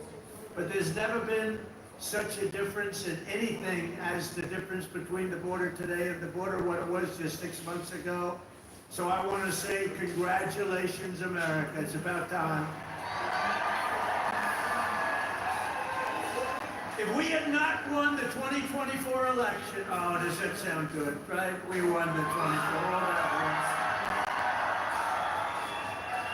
The radical left Democrats would right now be importing the next 10 million invaders and giving amnesty to 30 or 40 million illegals, many of them criminals, many of them frankly murderers and people of crime at the absolute highest level. Real bad people.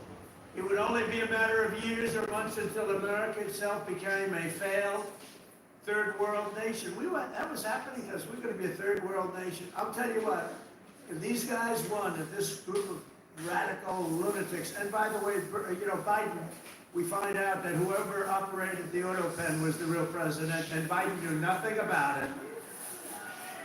You know, he had a group of radical left guys who were very smart, and a woman, a particular woman. Very smart people. These are not stupid people. These are sick people, but they're not stupid people. And they were very smart. What they're best at is cheating at an election. They cheat on elections. That's their single greatest trait. They cheat like hell. And let me tell you, they tried to cheat on this election, but we made it too big to rig. Remember? Too big to rig. They tried. I watched those numbers. We had Elon with us. Elon is a smart guy. Elon Musk. And I was sitting with Dana White and Elon Musk, and I'm watching the numbers in Pennsylvania, and we're winning so easily that all of a sudden it flatlined. And I said, you know, I think they're cheating again. Look at this. What's going on? I think they're cheating again. And Elon looked at us. He goes, no, you're going to win. They just don't know it yet. And about 15 minutes later, we won. You know, sort of crazy. I'll never forget. You're going to win. They just don't know it yet. But you know what? We made it too big to rig. It was too big. Starting on day one, I deployed the U.S. military to defend our country from the invasion of our border. I shut down all migrant flights. Do you remember when we're talking about people coming in, they're trying to deny it, okay? So people are flowing in, they say, no, I don't see any people. It's like, what's wrong? But then we saw airplanes going overhead. We said, what the hell are those airplanes doing? Big Boeing 757s were traveling right overhead, loaded up with people. I say, where the hell are those planes going? They were loaded up with migrants coming in illegally, flying in by plane, paid for by the U.S. government. I'll tell you, they are sick. Remember that day? That was the day we found out that not only do we have to defend it here, we have to defend it not only in the water, but we have to defend it in the air. The planes were going over us. I said, what the hell is that? I banned all welfare to illegals, and I signed an order that will end automatic citizenship for the children of illegal aliens. No citizenship. For years, Joe Biden and the media told us that stopping the flood of illegal immigration was absolutely impossible. He said it was impossible. He didn't know what the hell anybody was talking about. He said it was impossible, that the president had no power to stop what was needed in the form of legislation. He needed legislation. He had no power to get it. But it turned out that all we needed was a new president.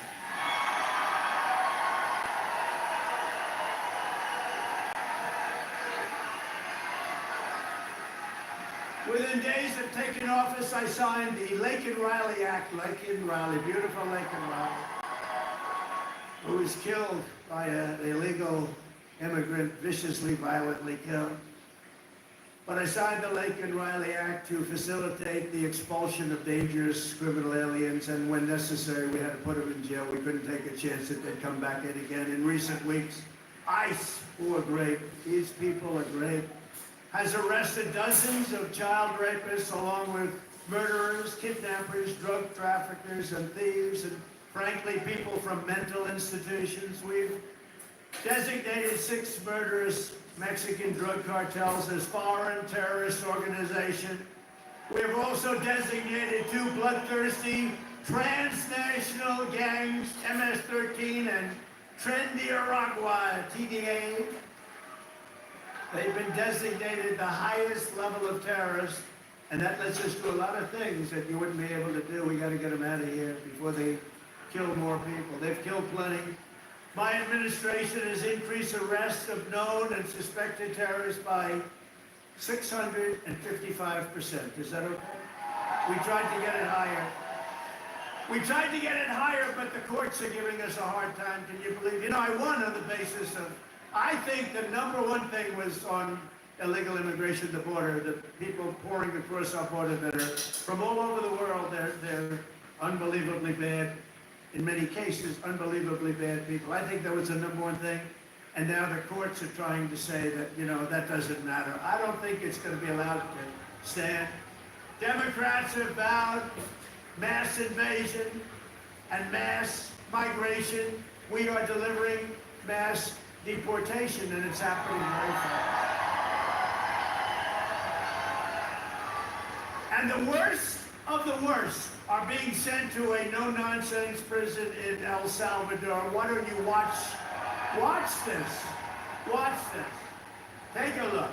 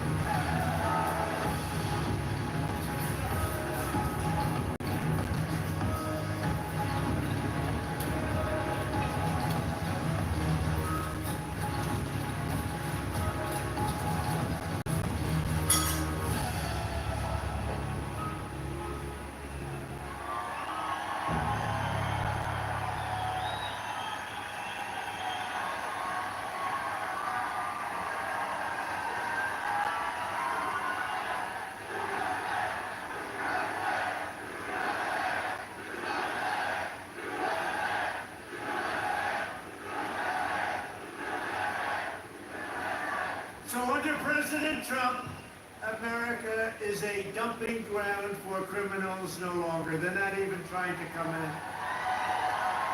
But while we're fighting to protect Americans, the radical left Democrats, who are so bad for this country, are fighting to protect TDA, you just saw that, and MS-13 criminals, and you don't even know which is worse, but they are the top of the line. For years, Democrat politicians did not raise one word of protest as American women and girls were raped and slaughtered by these monsters.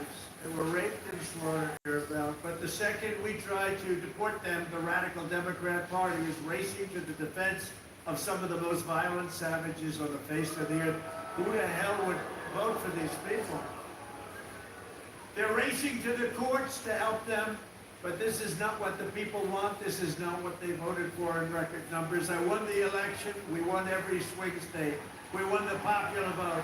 And we got 312 electoral college votes. And just this month, 2 Venezuelan members of TVA, Tren de Aragua, were arrested in Washington State for kidnapping a 58-year-old woman driving a power drill through her hand to extort her bank account information, shooting her, leaving her for dead. And miraculously, she just survived, but she's not feeling so well. In January, Tren de Aragua member in Chicago kidnapped 3 women, took them in an alley, lined them up, and shot them each in the head. They all died. And the FBI recently assessed that these vicious gangs have been sent by the foreign regime in Venezuela to foment violence and instability in the United States of America. Can't let that happen. And it's not just, in all fairness, not Venezuela. It's all over the world. It's all over. They come in from the Congo. They come in from Africa. The Congo, they emptied out their prisons into our country. But they come from Africa, Asia, South America. They come from all over bad parts of Europe. That's why we've invoked the Alien Enemies Act to expel every foreign terrorist from our soil as quickly as possible.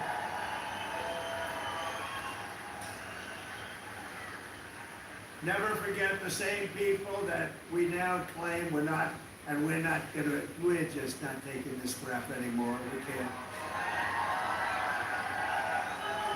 They're claiming that we're not allowed to deport illegals, and they're the ones who orchestrated an 8-year campaign to jail their political opponents. Do you know what I mean? They want to jail. They want to jail. That's all they can do, jail their political opponents. What they did to people is a disgrace. And now they come after us. Why are you not nice to them? Why are you not nice to them? They tried to jail your president. They tried to jail. Except for the really courageousness of a few very good judges, you know, we could have been calling you from the other side of the bar saying, hey, fellas, how about a little protest? How about a little protest? But they cheered the assassination of CEOs, looted our cities, and destroyed our property. No, they tried to jail our politicians, and they tried to jail a lot of people, many of whom didn't even know what the hell they were being looked at for. These people are criminals. If they had their way, we would be living in a third world hellhole. That's what they want. Removing the invaders is not just a campaign pledge. It's my solemn duty as Commander-in-Chief. I have an obligation to do it.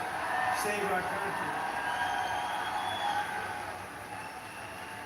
And that's why we got, despite the fake polls, you know, they do these polls where they interview far more Democrats than Republicans. I saw them over the last few days, and I had them checked out. They interview far more Democrats for the polls. They interview Democrats by big numbers and then Republicans by small. They say, Trump only has a 44% approval rating. Well, it's actually not bad. But when you figure that if it were a legit poll, it would be in the 60s or 70s. These people are a bunch of crooked people. No, they interview more Democrats than Republicans. In other words, they take the poll and they interview Democrats. They poll Democrats.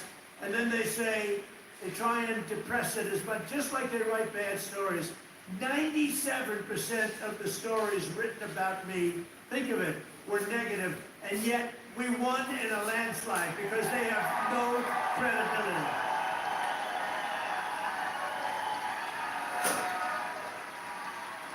And also, we cannot allow a handful of communist, radical left judges to obstruct the enforcement of our laws and assume the duties that belong solely to the President of the United States.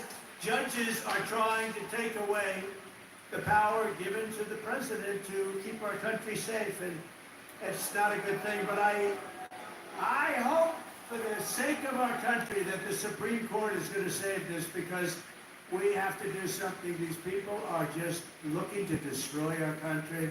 Nothing will stop me in the mission to keep America safe again. It's very simple. Keep America safe again. And our first 100 days have also produced historic results in the battle to defeat Biden's inflation disaster and bring jobs and wealth back to America, and bring them back to Michigan, okay? We want to bring them back. As an example, since I took office, the cost of eggs is down 87%. Now, you remember a few weeks ago, before Thanksgiving, before we heard about it, I heard about it a long time ago. Before Thanksgiving, I heard about it. And then I was hearing, I wasn't president. This guy was barely president. Nobody knew, was he president? Who the hell was president? To this day, I say it was the one that operated the auto pen, but what do I know? But I was hearing about eggs, and then all of a sudden we have a great election victory. And my first week in office, they started screaming at me, "What about the price of eggs? Eggs, eggs." I said, "I've only been here for 6 days. I was there 6 days.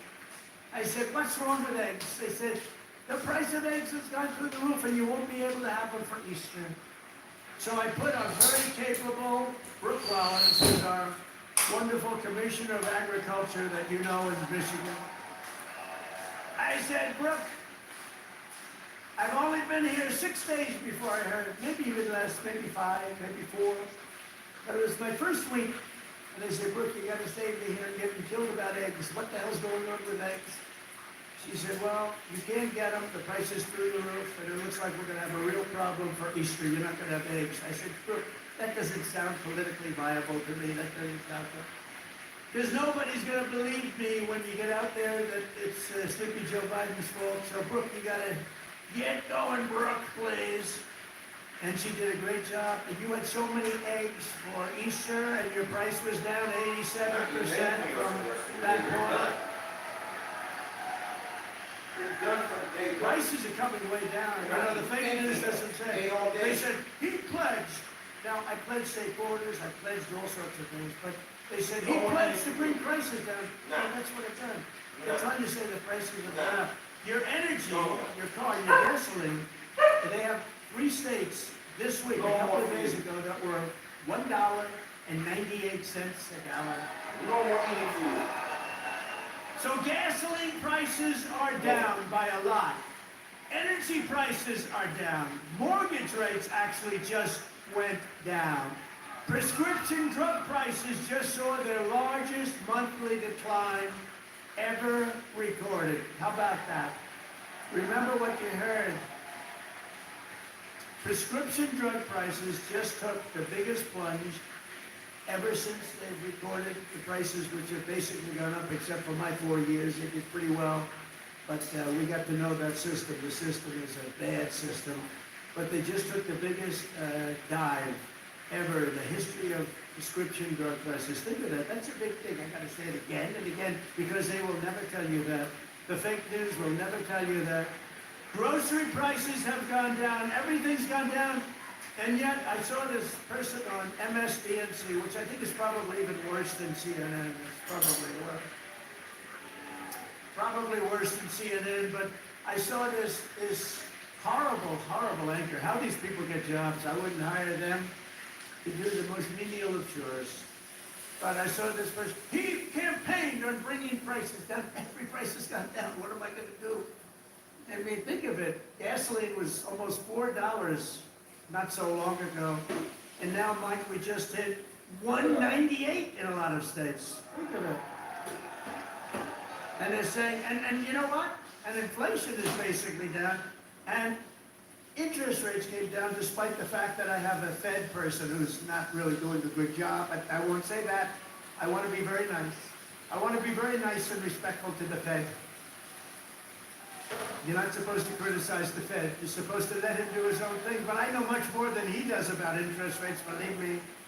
Core inflation has reached the lowest rate in 4 years. And last month, we had the largest drop in consumer prices since the pandemic. This is all done in 100 days. Think of that.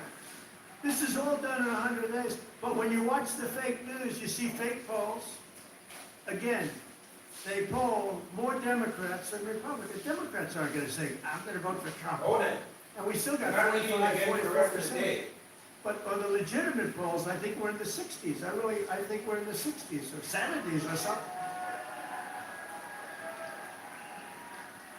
In 3 months, we have created 350,000 jobs. Think of that. For the first time in recent memory, job gains for native-born Americans now exceed job gains for foreign workers. This is for the first time, and nobody even knows when, Americans now are doing better than foreign workers. How about that? I mean, that's okay. I want everyone to do well, but that's okay. And to curb inflation, we're cutting a record number of job-killing regulations. We beat in the 4-year first administration, which was a tremendous success. We cut more regulations than any president in history, including 2-term presidents, including Roosevelt, who was more than a 2-term president. We cut more regulations than any president in history in 1 term, and now our 2nd term. And you know, I don't know why. It was so important to win because they used to say, the fake news, to be a great president, you have to serve 2 terms. So now we're going to serve 2 terms. Now they've taken that one. Cross. Right? Right, Dr. Oz? Cross that one off. Cross that one off. No, they say it all the time. When I was out, they say, well, they go,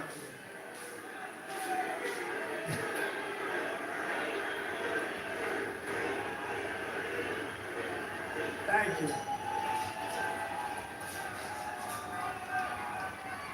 Thank you. Sure. But we've ended the radical left. Well, we actually already served 3, but if you count. But remember, I like the victories. I like the 3 victories, which we absolutely had. I just don't like the results of the middle term, the results. I don't want those results, John. I don't want those results. What results? What a disgrace. If we would have had this group for another year, we wouldn't have a country left. I really mean it. I don't think we would have had a country left. And now we're respected all over the world. They're coming from all over the world to see you, President. They're coming from India. They're coming from France. They're coming from Spain. Yeah, they're coming from China, too. Yeah, they're coming from China. They're coming from all over the world to see you, President. They want to make a deal. They want to make a deal. And you know, we'll make deals, but we don't have to. We are the ones that have the product. We are the ones at the United States that want a piece of our product. We can just set the price. But I want to be respectful and I want to be nice. But if it takes too long, I'll just set a price. Say, you could buy or you don't have to buy. We lost, think of this, we lost billions and billions of dollars a day. Billions, not millions, billions of dollars a day. And under Sleepy Joe Biden. What's better, Crooked Joe or Sleepy Joe? Ready? A poll, a free poll. Because these pollsters are so corrupt. This is a real poll. We're going to poll Crooked Joe or Sleepy Joe. Ready? What's a better name for us to call him? Sleepy Joe? Or Crooked Joe?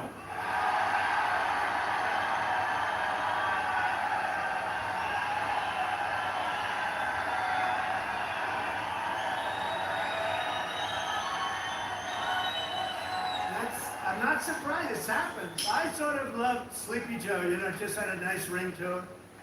Because he had one ability I didn't have. He goes to the beach, right? And he could fall asleep on a cottage drooling out of the side of his mouth. And he'd be sleeping within minutes. Carrying the aluminum chair, you know, the kind that's meant for old people and children to carry. It weighs like about 4 ounces. And he couldn't get his feet out of the sand. And he'd sleep, he'd fall in this thing, And he'd have, he's president, so you'd have cameras. He'd be in a bathing suit. Somebody convinced him that he looks great in a bathing suit. He's 82 years old. Cary Grant didn't look great in a bathing suit when he was 82. You don't look great. At some point you have other assets, okay? But that's not it. But he'd go and he'd walk in the sand and he'd fall into that thing, and within seconds he was sleeping. I'd be tossing and turning and scheming and thinking and saying, how am I going to beat China? How am I going to stop the war with Russia and Ukraine? This guy could fall asleep with cameras blazing, right? Not too many cameras were blazing, but enough were blazing that you saw it. I thought it was a great ability that he had, actually. We've ended the radical left war on American energy. We've stopped their crusade on coal. Did you see what I did the other day? Clean, beautiful coal.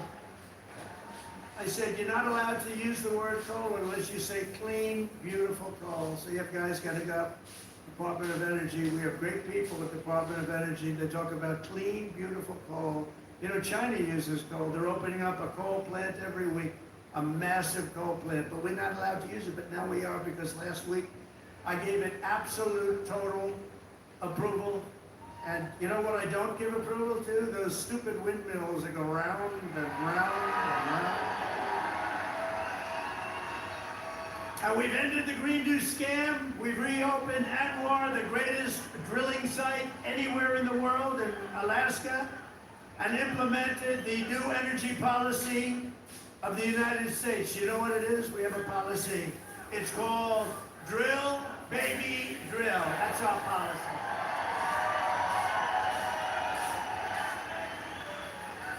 That's our policy, Michael, right? Great Michael Watley, head of the Republican Party. He's done a good job. Him and Laura, they took the party by storm, right? He had a good candidate, but had a couple of good candidates, didn't they? Michael's been incredible, actually. Michael Watley, North Carolina. He watched it in 2020. He did so good for me. And, he was in North Carolina. He did so great. What's the problem over there? What's the problem? Is that a radical left lunatic? He's just a child. All right, get him out. Yeah. Oh, I'm sorry. I'm sorry, ma'am. I thought it was a guy. Thank you. And she now has to go home to a mother who's a big Trump fan, huh? Her mother's watching. I'm sorry. I'm sorry. My man deserves to roast them all. It's a he and it's a she. I'm sorry. To keep my promise to the great state of Michigan, I terminated Joe Biden's insane electric vehicle mandate, where you were mandated to buy an electric vehicle. You were mandated within just a few years to buy an electric vehicle. How about that? And you know what? They're great, but people don't. Not everybody wants them. You got to be able to buy a hybrid, a gasoline-powered car. You can buy lots of different cars, but you can't be mandated to do anything. And I've already proudly imposed a 25% tariff on all foreign automobiles. Any foreign car, like they do, Tom. This is going to create more jobs in this state and this country. And to help these automakers bring their factories home as rapidly as possible, I've just signed an executive order to give partial tariff rebates to any company that assembles its cars right here in the USA. In other words, if they can't make it in time because they have to do it here, otherwise they haven't, I'm giving them a little bit of a break, right? They took in parts from all over the world. I don't want that. I want them to make their parts here. But I gave them a little bit of time. It's 15% and then 10% of the parts, so it's not so bad. Somebody would say, oh, well, that's a change in what's that? It's called a little flexibility. The guys were crying, they love it, everything's good. But just in case we can't get everything in time, we gave them a little bit, so it's 15% of the parts and then it's 10% of the parts. We give them a little time before we slaughter them if they don't do this, right? They're gonna make so much money, they're gonna have so many jobs. No, but jobs are way up. Jobs are way up. We're pleased to be joined tonight by Brian Pannebecker. Do you know who that is? Of the auto workers for Trump. And Brian is a union guy, loves the unions, loves everything, but he knew that Trump was right. Brian, come up here, Brian. I gotta see Brian. Look at the arms in this guy. Look at the arms.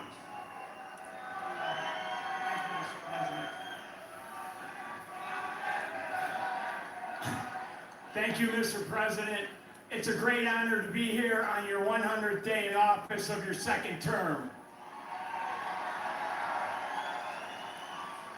And I just want to remind you of something I told you at one of your last rallies before the election. I've got it on video. I've watched it dozens of times at home. After I was able to speak, I turned to you and I said, Mr. President, Macomb County is going to win Michigan for you. And that's exactly what happened. We had a margin of victory of 70,000 votes in this county alone. Thank you, Macomb County. You know, I met President Trump 8 years ago in Novi, and we had never met before, and as I was stepping towards him backstage to get my picture taken, I knew I only had 10, 15 seconds to say something to him before we got our pictures. Fortunately, my son was standing behind me, so I've got a witness to this. And I said, Mr. Trump, we got the keys to the White House waiting for you in Macomb County. And he kind of chuckled. He said, oh yeah, how's that? And I said, well, Macomb County is the home of the Reagan Democrats. If you come to Macomb County and you ask for their support and you get it, you might win Macomb County big enough to carry the whole state of Michigan. And that's exactly what he did.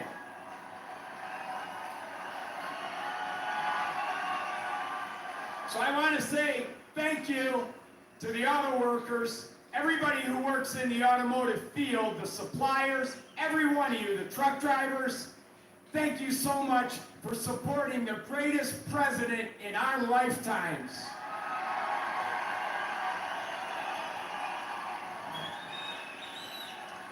Now, I've got a little business announcement I want to make. I hope the president doesn't mind. But when I was backstage with him earlier and got my picture taken, I said, Mr. President, I've got a deal that you can't refuse.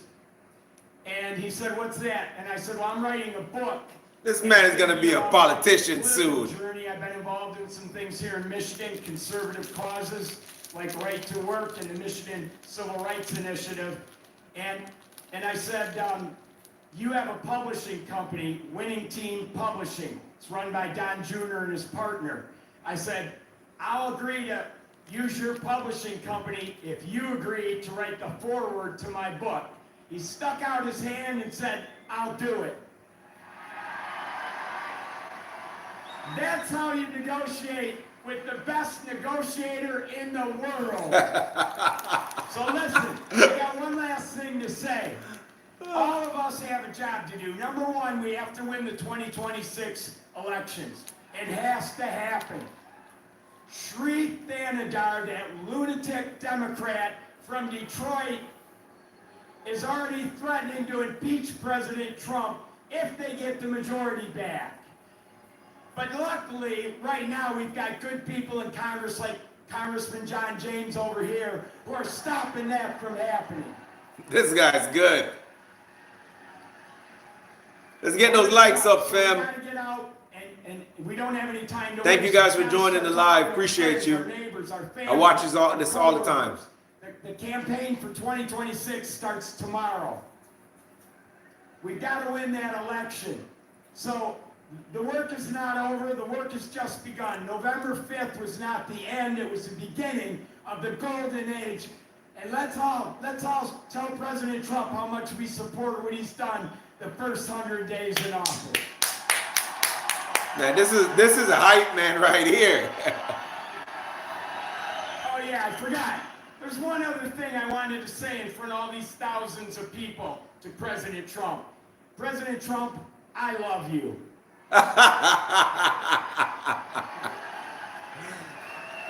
Thank you. Good man. is a great guy. You know, he was with me from day one, 2015. Before 2016, he was there from day one. He got it. He said, we're losing our car industry. That's what he really cared about. He just said, I had so many friends who were laid off. It's horrible. They lay us off like it's nothing. And the business went to China, it went to Japan, went to all countries all over the world. They're laying us off, sir.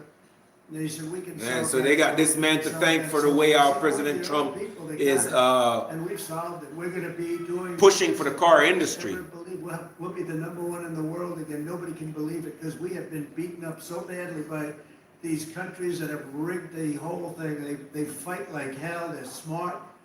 Their product is good, but our product's going to be a lot better. We're going to do something that nobody believes, and he saw it right at the beginning. So I appreciate it, Brian. And he was there at the beginning. I love the guys from the beginning. I love those early guys. Those guys are right there. They were there from the beginning. No, you're going to see numbers, and you're already seeing them. Look, you know, we have many Hondas coming in, and they're coming in. They can't. We let them build their cars here. We don't want them to build them in Japan. We love Japan. We don't want them building them in Japan. We want them to build them here. We want Right China here. to build them in here. Yeah. We want them all to build them. The right jobs here. for That's what Americans. they've done to us for 40 years. Yeah. And Stealing they our blamed money. us. Now we're doing it to them. Yeah. How can you not want At a that? better level than You they you have you been rather possible. To them bring send millions money of to dollars China and across Japan, our Saudi country. Arabia, I've India, imposed than here in the United 25% States? foreign aluminum and steel. Come on, man. You don't want to see your country beautiful I did that. If I and didn't striving? have steel in Your the kids first- grow up somewhere where my first they term, don't have to go to we college. wouldn't have a steel They can mill work the in United States the right car now. industry and Everybody still have a knows. good living? Washing machines, Huh? by the way. Get the hell out of here, The man. people at Whirlpool. Not everybody's meant for college. They were in deep trouble. I did it because they were dumping machines. I did a 50% tariff, was going to raise it to 100%. They didn't even have to bother. They became a tremendously successful company overnight. They were ready to close. They came to me with tears in their eyes in my office early on, first term. And we're doing it now at levels never seen before, and the results are going to be even better, because we've been abused by friend and foe. And in many cases, friend has abused us more so than foe on trade. So I want to just let you know, you're going to be very proud of this country very soon. And with my China tariffs, we're ending the greatest job theft in the history of the world. China's taken more jobs from us than any country has ever taken from another country. And that doesn't mean we're not going to get along. We get along with China. I mean, their tariff now is at 145%. So essentially, that's a big difference between that and zero. But I think it's going to work out. They want to make a deal, and we're going to make a deal, but it's going to be a fair deal. It's not going to be a deal that we lose $1 trillion a year like they did with Biden. That guy was so bad. He was so bad. Under Biden, and remember this, we were losing $5 billion a day on trade, and now we're making money. We're actually making money instead of, you know what, $5 billion? Think of it, Mike. How many pillows do you have to make to lose $5 billion? You'd make them for 1,000 years. No, we were losing $5 billion a year. Now we've got it where we're making money, and the tariffs haven't even really kicked in. The 25% on cars have. But you know what that means? That means that you're going to make the cars. We don't need the cars from outside. When they say, oh, sir, we want to send you a lot of cars. I said, we really don't want your cars. We really don't want. We want to make our own cars. That includes Canada. That includes Mexico, who have taken a tremendous amount of our business. Canada's taken off a tremendous, like 10, 12%. Mexico is 32%. They took 32% of our car production. We don't want them to have that. We want that. Why are we giving it to them? Why are we subsidizing Canada $200 billion a year? Why are we subsidizing Mexico for $300 billion a year? There's no reason for it. I'm proud to be the president for the workers and not the outsourcers, the president who stands up for Main Street, not Wall Street. You know, I like Wall Street. I like Wall Street. I have a gorgeous, beautiful building on Wall Street, 40 Wall Street. Anybody? You want a little space? I'll get you some space real quickly. Now I've got one of the most beautiful buildings in the world on Wall Street, but I still like Main Street because you're Main Street. I want Main Street over Wall Street. And we want to protect the middle class, not the political class, that's all. I haven't done this very long. We want to protect our people. You know, this is the greatest, when you think about this, look, here we are, it's not even like election, it's after the election. And you have crowds like this, and to have them, we're going to do the commencement at University of Alabama. And they just called and they said, it's gonna be the biggest crowd we've ever had we've never had a crowd like this. And I'm doing it at West Point, and they called and said the same thing. We love West Point, we love University of Alabama. We love Alabama. You know what I won Alabama by? Like almost 50 points. So when they called and they said, would you like to do the commencement? I said, okay, I'll do it. But they're gonna have the biggest crowd they ever had by maybe 4 or 5 times. They told me, thanks for all of the things that we've done into our policies. Trillions of dollars are now pouring into the United States because of common sense, just common sense. Apple, great company, was building everything in China. Now they just announced that they're spending $500 billion to invest in America, not in China. They've been milking the American people for My years. friend Jensen from NVIDIA, they're spending, you know what NVIDIA is? They're spending $500 billion. TSMC, the biggest chip maker in the world by far from Taiwan, they're spending $200 billion in the United States. Amazon, $21 billion. Johnson & Johnson, $55 billion. The Mac, $20 billion. Merck, Stellantis, General Motors are putting in billions and billions of dollars, and many other companies. And as a result of our policies, for the first time in modern history, more Americans believe that our country is headed in the right direction than the wrong direction. They have a poll, a crazy poll, probably a fake poll too, so I don't know, I don't care. But first time ever, I think ever, that they're saying the country is headed in the right direction. Has never happened before. I don't know why. But we've accomplished more in 3 months than most administrations accomplished in 4 years or even 8 years, and we're just getting started. Believe me, we're just getting started. We're pleased to be joined by some great people. A person that number one, I have so much confidence in him. The fake news is after him, really after him, but he's a tough cookie. They don't know how tough he is. Secretary of Defense, Pete Hegseth. Pete.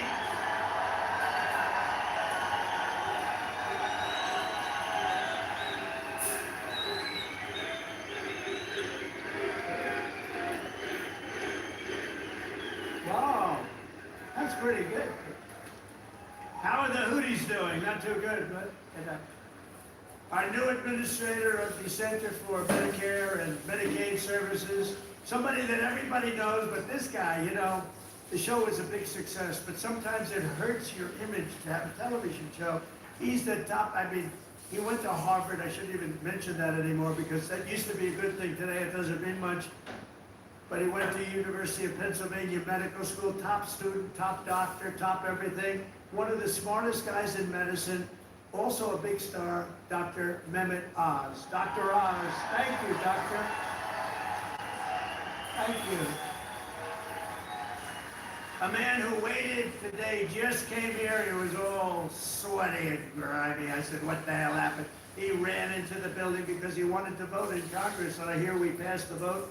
John James by a lot, right? And thank you for making it here. He had a vote. I said, John, do me a favor, stay and vote. We're voting essentially on the big, beautiful, that gorgeous, big, beautiful bill. I said, you know, I want you there badly, but you gotta vote, please. So thank you very much, John. Good job. Michigan House Speaker Matt Hall. Matt, thank you. Thank you, Matt. Michigan Senate Republican leader Eric Nesbitt. Thank you, Eric. Thank you very much. Michigan GOP Chair Jim Runstead. Thank you, Jim. Good job. Nice time. Thank you, Jim. Great job. One of my favorite people. I mean, we just had such success. You know, we had so many votes stolen in 2020, and then this guy came in, and they didn't steal them from his state, North Carolina. Told you. But they didn't steal him. He had 601 lawyers, and they had lawyers at every voting booth. And I said, who is that guy that did so well? Because we won the state. Other states, you know, they inched us out, you know, at the end, they just inched us out, crooked as hell. But this guy didn't let that happen. His name is Michael Watley, North Carolina, and now he's the head of the Republican Party, RNC, and he's great. And I must tell you, he worked with a great woman, my daughter-in-law, Laura, who was unbelievable, who's got a very successful television show. That was a tremendous combination. That was a very important combination. Also the great, and you see him on television, he's unbelievable.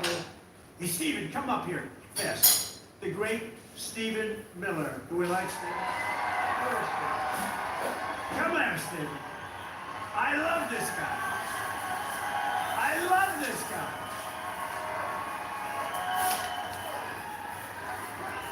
There is nobody smarter or tougher than Stephen Miller. Stephen, Who's enjoying 100 golden days of America? President Trump has achieved the most secure border in American history. He's fighting violent crime. He's fighting the drug cartels. He's cutting your taxes. He's cutting wasteful spending. He's draining the swamp. He's standing up to the radical left. He's standing up to the communists, and he's making America stronger than it's ever been. President Trump will never stop fighting for you, your children, and your family, and President Trump will make sure that in this country, not illegal aliens, not criminals, not gangbangers, but American citizens come first, last, and always. Thank you. And thank you, President Trump, for being the greatest president in American history. And that's why he loves him. That's another hype man right there. he's great. This guy, he is something special. And he's been with us right from day one. Right from day one, Stephen's been there, right? He's been great. A man who put on about 928 rallies for me. We didn't have a glitch. Justin Caparel. Justin, thank you, wherever you are. He's probably backstage working. We did over 900 of these. Thank you, Justin. And Margot Martin. Does anyone know Margot? Beautiful Margot. I call her the world's greatest photographer. Where is Margot? Margot's great. Where are you, Margot? And she's very shy, actually. She's both beautiful and shy. Thank you. Where? Margot, come up here, Margot. Come on. You got it. This is the most beautiful. Now, look, I'm not allowed to say this. It's the end of my political career, but I'm going to say it anyway. She's the most beautiful photographer in the world. I don't know if she's the best, but she's the most beautiful. Trump 2028, anybody?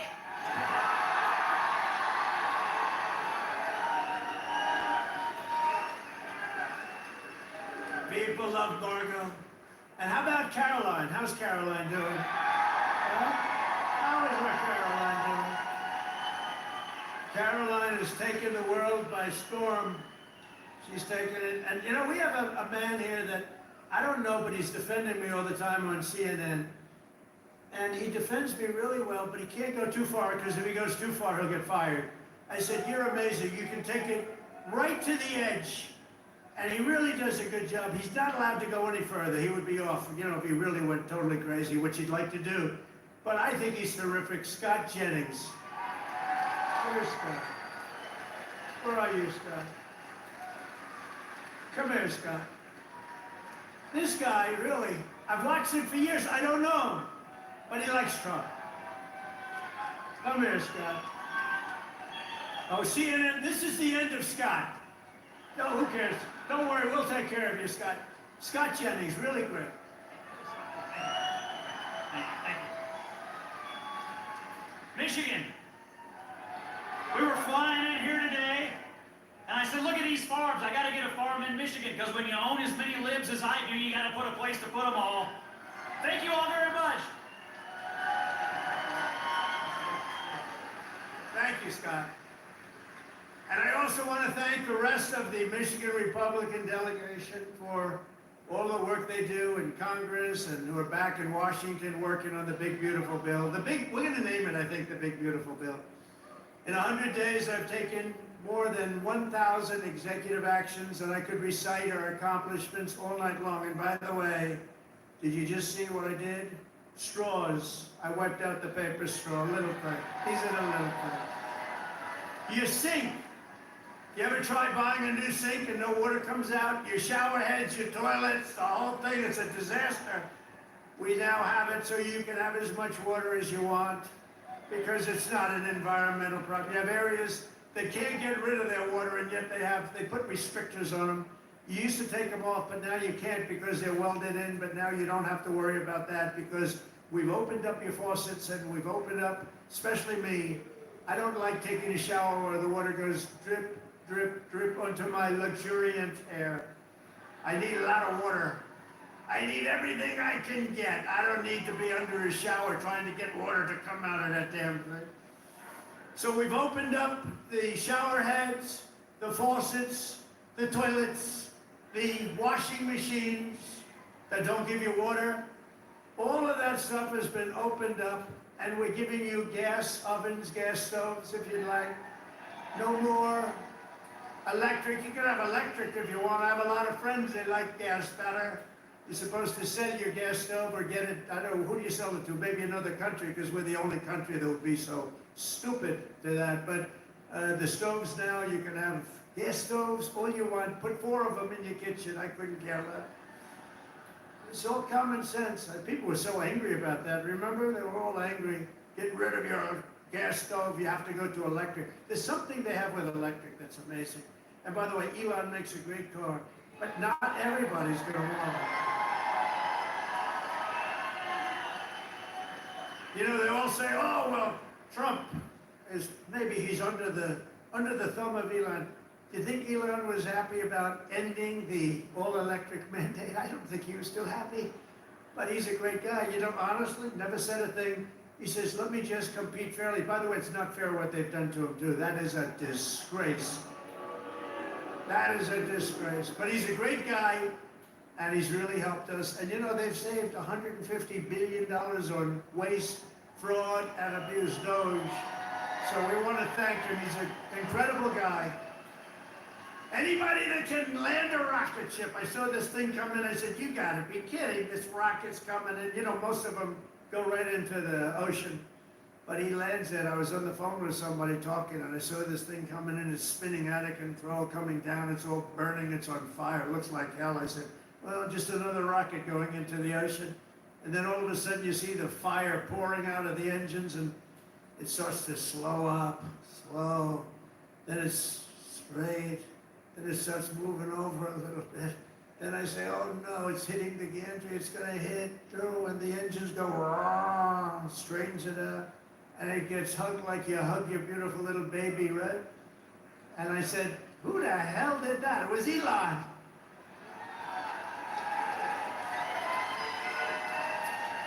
And he told me, you don't have a space program if you have to drop $1 billion machine into the water every time you fly. You have to save those suckers, so he does. He's an amazing guy, and he's a great American, and he loves our country, he loves you. And he's paid a big price to help, but I have a feeling it's going to end up being good for him, actually. I really do. I established the new Presidential Commission to Make America Healthy Again, chaired by our new Secretary of Health and Human Services, Robert F. Kennedy Jr. He's doing a good job, Dr. Oz, right? He's doing a good job. And he's a little bit different, but I want to tell you, he's a great guy. He's a great guy, and he loves this country. Just last week, Bobby announced that we're banning 8 major artificial dyes from our food supply. Sounds good to me.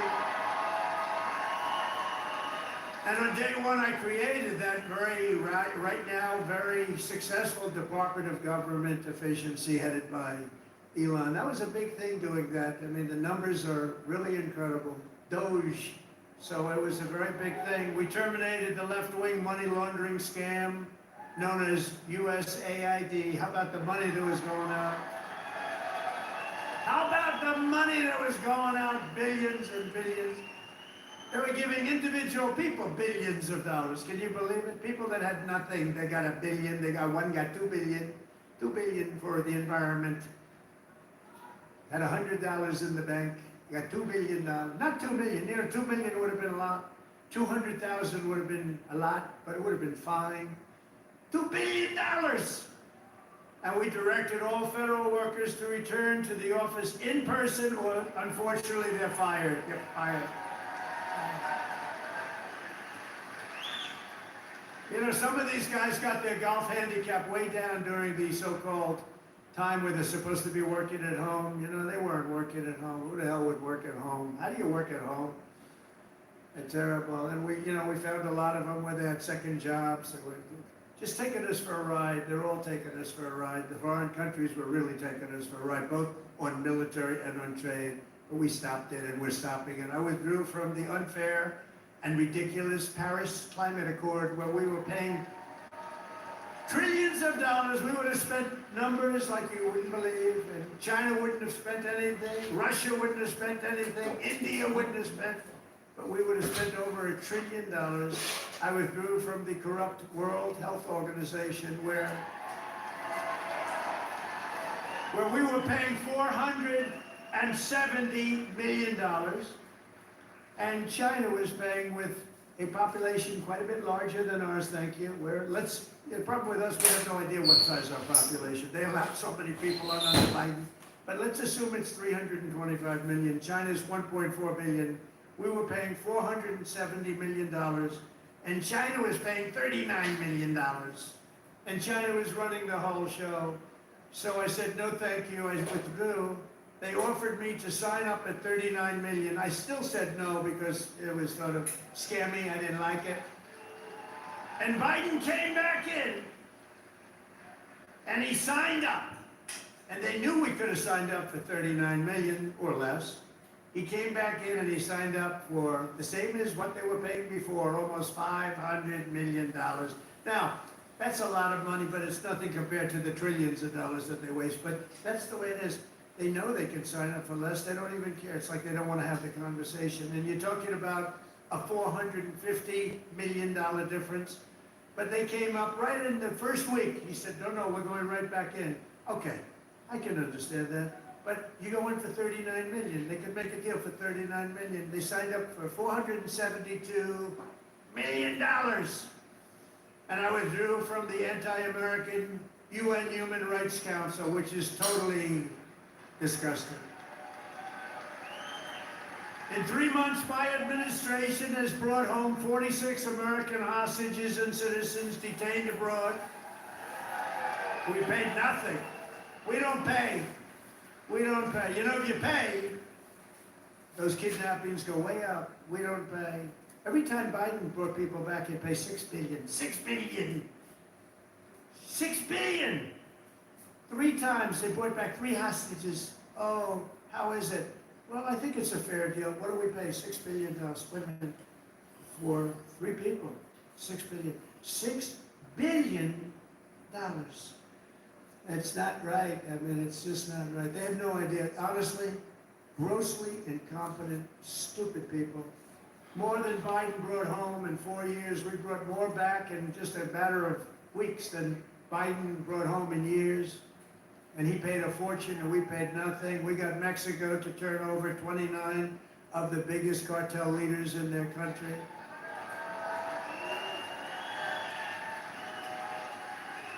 And we're charging Mexico and Canada and China big tariffs because of the fact that they've allowed fentanyl to come in and poison our country. They pay a lot of money for that.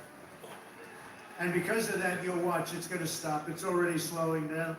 Within 6 weeks, we also apprehended the terrorists responsible for the attack that killed 13 American service members, known as Abbey-gate. I got to know them.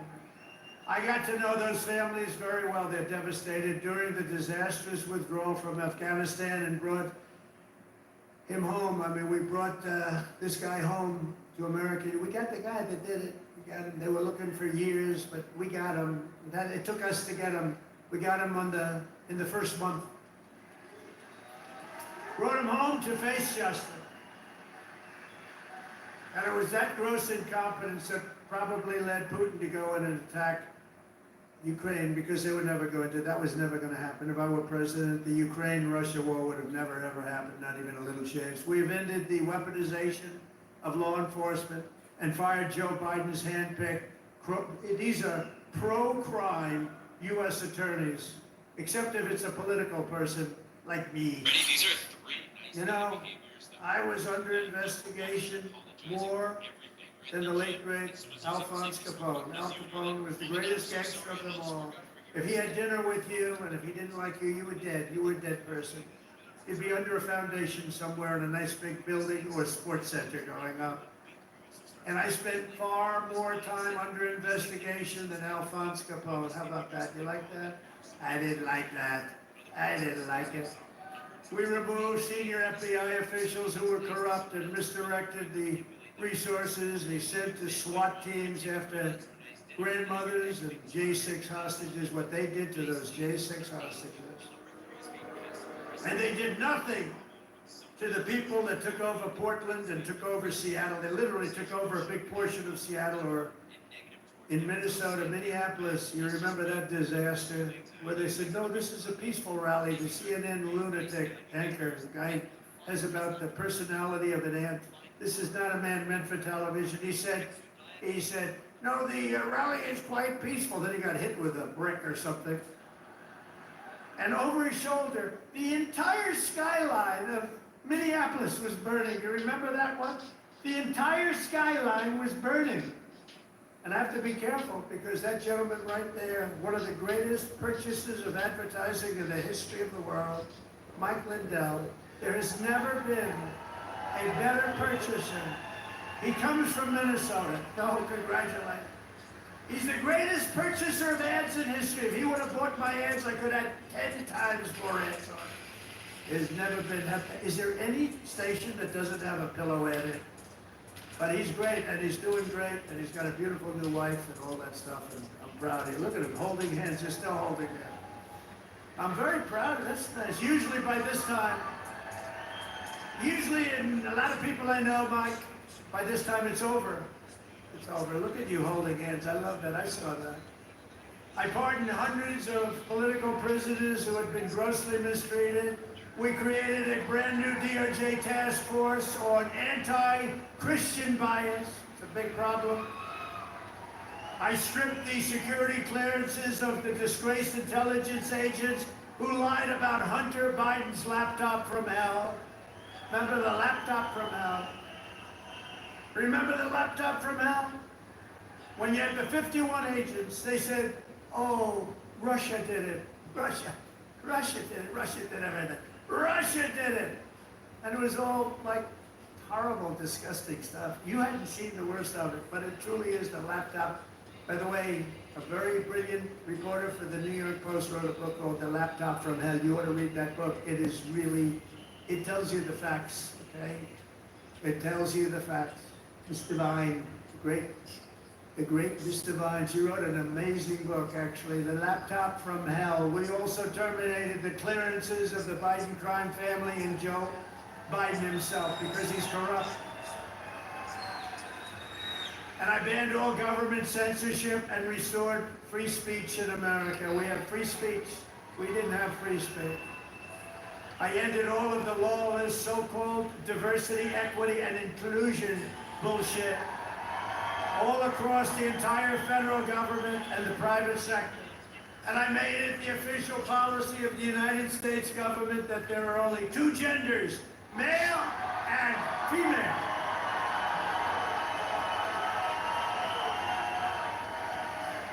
And a really easy one, this was the easiest one I had.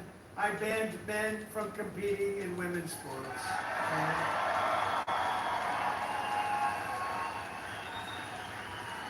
You know, they always say that's an 80-20 issue. No, I think about a 97-3 issue.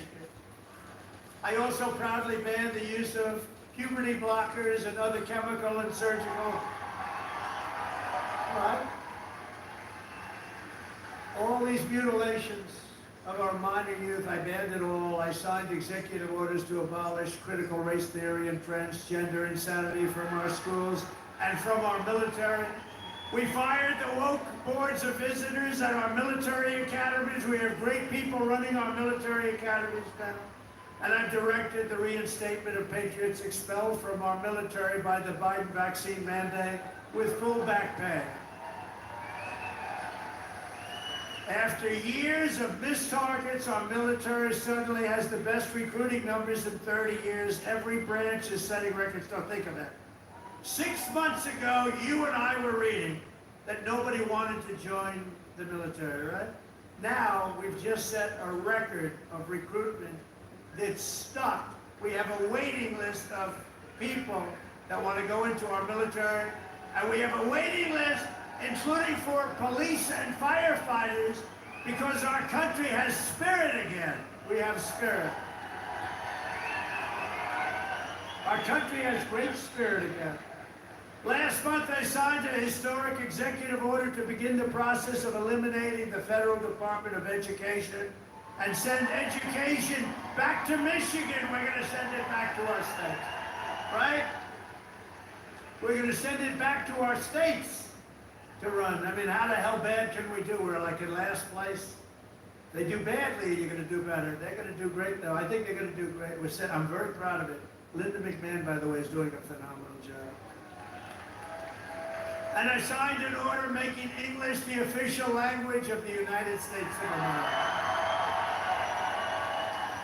I ordered the release of all remaining files related to the assassinations of Presidents John F. Kennedy, Robert Kennedy, and Martin Luther King Jr., and they're all out there. And I made myself very unpopular in Mexico by renaming the Gulf of Mexico the Gulf of America. And we are restoring the name of a great president, William McKinley, to Mount McKinley in Alaska. He's a very good president. And you Italians are going to love me, because just yesterday I brought back Columbus Day in America, especially for Italian Americans who were so badly treated by its removal. I also signed an order to require proof of citizenship to vote in American elections. That was easy. And the Democrats fought me on that. Think of it. Why would they want no voter ID? Because they want to cheat. Why would they want to have no proof of citizenship? We don't want it. We trust everybody. No, they want to cheat. That's all they want to do. Think of that. No voter ID. In Michigan, you must never allow ranked choice voting to be here. Never. We've done this all in 14 weeks. That's one. Remember that. 100 days. We've done all of the things that I named and a lot more, and we're counting, and it's going to be better. Wait till you see the results of some of the things that we're doing. In the coming weeks and months, we will pass the largest tax cuts in American history, and that will include no tax on tips, no tax on Social Security, no tax on overtime. It's called the One Big Beautiful Bill, and it will be the biggest bill ever passed in our country's history. It will include the biggest tax cuts, regulation cuts, military supremacy, and just about everything else. We will cut more than $1 trillion in wasteful and unnecessary spending. And in the next fiscal year, it'll all be done. We're going to have something that you won't even believe. We will end inflation, slash prices. We've already ended inflation, raise wages, and give you the greatest economy in the history of the world. That's already happening. With our tax bill, the average family's take-home pay will be at least $5,000 more than it was just a couple of months ago. We will always protect Medicare and Social Security for our great seniors with no cuts, and we will defend Medicaid for those great people that are in need. House Republicans are working to invest more money in Medicaid than we spend today. The only thing we're going to cut is the corruption and the crooks that take advantage of some of the illegal schemes. So we want to preserve Medicaid for the most vulnerable, for our kids, pregnant women, the poor, and disabled Americans. We will fully and permanently secure our border. We will make the largest ever investment in U.S. military and build the Golden Dome missile defense shield. That's going to all protect us so we live a long and beautiful life. It's going to be made in Michigan, and it's going to be made right here in the USA. And 1 hour ago, I just made a speech at Selfridge Air Force Air National Guard Base, announcing that we are saving it, keeping it open, including thousands of jobs with a brand new state-of-the-art F-15s, which are coming to Selfridge. And we will crush violent crime and give our police the support, protection, resources, and respect they so dearly deserve. I will defend religious liberty, and I will defend the right to keep and bear arms. We will celebrate the 250th anniversary of America's founding in 2026, and we will teach our children to love our country, honor our history, and always respect our great American flag. And one day soon, American astronauts will plant the flag on the planet Mars. That's going to happen very soon. Every single day of my administration will continue to live by the motto, promises made, and you've seen it before, promises kept. From Marquette to Midland, from Mackinac to Saginaw, and from Lansing to right here in Macomb County, we stand on the shoulders of red-blooded Michigan patriots. What great people. I love you, Michigan. Who laid the railroads, worked the factories, tilled the field, forged the steel, fought the battles and won the victories that built the Motor City and made this state into the pride of the America Midwest. And you know what? We're going to make it better than it ever was. It's already happening. You see what's happening. Michigan is the state that gave us the assembly line, Motown, Ford, General Motors, Chrysler, and put the world behind the wheel of an automobile. And under our leadership, we're making it greater every single day, and the automobile business in Michigan will soon, and it's going to happen really soon, it's already happening. They're signing left and right because of my taxation and tariff policies, which are policies of common sense and genius, be bigger and stronger and better than ever before. It's going to get better than ever before, and it won't even be close. Companies will be pouring back into Michigan. It was hardworking patriots like you who built this country. And on November 5th, 2024, it was hardworking patriots like you who saved our country. So thanks to your help, your love, and your support, after 100 days back in the White House, America is a free, proud, and sovereign nation once more. And our magnificent destiny is closer than ever before. It's closer than ever before. You have no idea how close it is. Our golden age has only just begun. We are one people, one family, and one glorious nation under God. We will never give in. We will never give up. We will never back down. We will never, ever surrender. We will fight, fight, fight, and we will win, win, win. Together, we will make America powerful again. We will make America wealthy again. We will make America healthy again. We will make America strong again. We will make America proud again. We will make America safe again.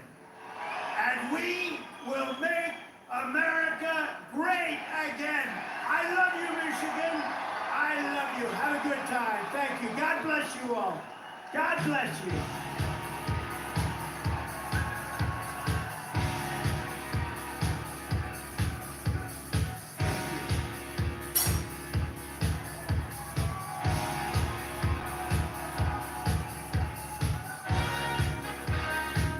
That's the Godfather right there. Say whatever you want. That's the Godfather right there. And with that said, guys, oh yeah, that's the dance, baby. Woo! That's the dance right there. All right, guys. Man, you have to give it up for someone who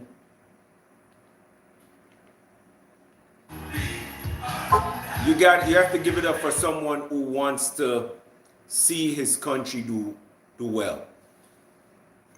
That should be the aim of any president, prime minister, king, queen, whoever. And the more this man tries to take America's name out of the muck and mire, the more he gets fight by the Democratic Party. It goes to show you the Democrats don't love America. They don't love American people. Again, we saw earlier on the interview he did where this woman is advocating for MS-13 gang that's been deported. She's not advocating for victims of crimes committed by these aliens, but she's advocating for someone who's a known criminal to come back to the United States and talk about how much rights they have in our country. And they don't they don't argue for the people who've lost their lives to fentanyl overdose. It's like they go out of their way to try to make other countries great and not the United States. I just don't get it. And this man is trying to make his country great, and they fight against him. You can't see something wrong with that. I just don't see how you can think something's wrong with that. This man is great. He loves this country. He has interest in this country. He has interest in the people, the things that he's fighting for, the foolishness that the Democratic Party, Barack Obama, and we all know a lot of things that have been going on. Barack Obama is in the shade, and he's a great deceiver. Him and his wife came and told us how much they're the great American family and black love and black this, and yet still his wife has her podcast talking about young men and young boys who to date with Tracy Ellis Ross, and she, they were talking about the epitome of black love and black excellence, and then she came on her podcast and pretty much said she couldn't freaking stand that man for the years that he was president. She just pretended because it was what she was supposed to do as a wife. This is how some of them are. This is how some women are. This is how the Democratic Party are. They lie to you in your face. I'd rather you come to me and say, hey man, me and my wife, we ain't on good terms. I'm the president right now, but honestly, such is life. We ain't really getting along. She gonna go about her way, I'm gonna go about mine. I'm still gonna be the president. Now I can focus on the country. But instead, they lied to the American people. They came in front of millions of people hugging and acting like they're the most perfect black family. And yet still she literally slept in that man's face while confessing now that she was already out of there. That's kind of off topic, but you want to see a president like this who puts his country first, who puts his people first, who represents the people, and I don't understand how people are hating on Elon Musk. That man is finding people that are stealing money out of your pockets, out of your future, and you're hating Elon Musk for that? You're not asking, where is these billions of dollars going? They're not asking, where's the money going? They're saying Elon Musk is the demon. Okay, but where is the millions of dollars that's been wasted that he's finding? If you own a business and you have a guy come in and says, hey, by the way, I'm an amazing auditor. I'm going to come in and do you a favor. You don't have to pay me. I'm just going to come into your building, your big, beautiful building that makes millions of dollars a year. And it's so big that you can't even tell where money is. I'm going to come in and I'm going to do an audit for you. And I'm going to tell you what department's been spending money and where billions have been lost. Give me a week or two. You're going to tell me that you're going to turn that guy down. And when you get him to find waste, you're not going to fire those people or prosecute some of them. You're gonna get mad at that guy for finding waste. I doubt it. I don't think so. I don't think so, buddy. I don't think so. What Elon is doing is exposing the Democratic Party for being the criminals they are. That's why when politicians go into office, they go in worth maybe a couple $100,000 to millions.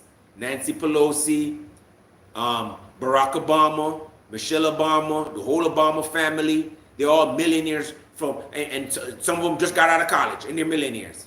We see where they had money given to them because of some project. They give money to them in their name the project for such and such and such, and they donate it on behalf of Mahalia Obama. Next thing you know, that's in her account. Man, you can't trust these Democrats, man. They sit in Congress and they just sit there year after year scheming on how they can steal money from the American people. And it's about time. It's about time somebody came in and disrupt their little piggy bank. And what I want to see, as I've stated in previous lives, I want to see prosecutions now. That's what I want to see. People need to start going to jail. Because if I steal $100 from somebody, I'm gonna serve time. My job is gonna be ruined. My life is gonna be over that $100. No, these people, that should be a federal crime. You can't steal from the federal government. Yeah, if you went to the federal vault and stole $100, you would go to prison for a long time. So why can't these people go to prison? Every day we're finding out how many people stole this and money being siphoned here, money's coming back here. Why are they not going to prison? Why are people not being arrested? That's what he needs to do. Start arresting people. Let people start fleeing the country. All of them, go get them and then lock them up for treason and theft. With that said, guys, I appreciate every single one of you that came to the live. Thank you guys very much.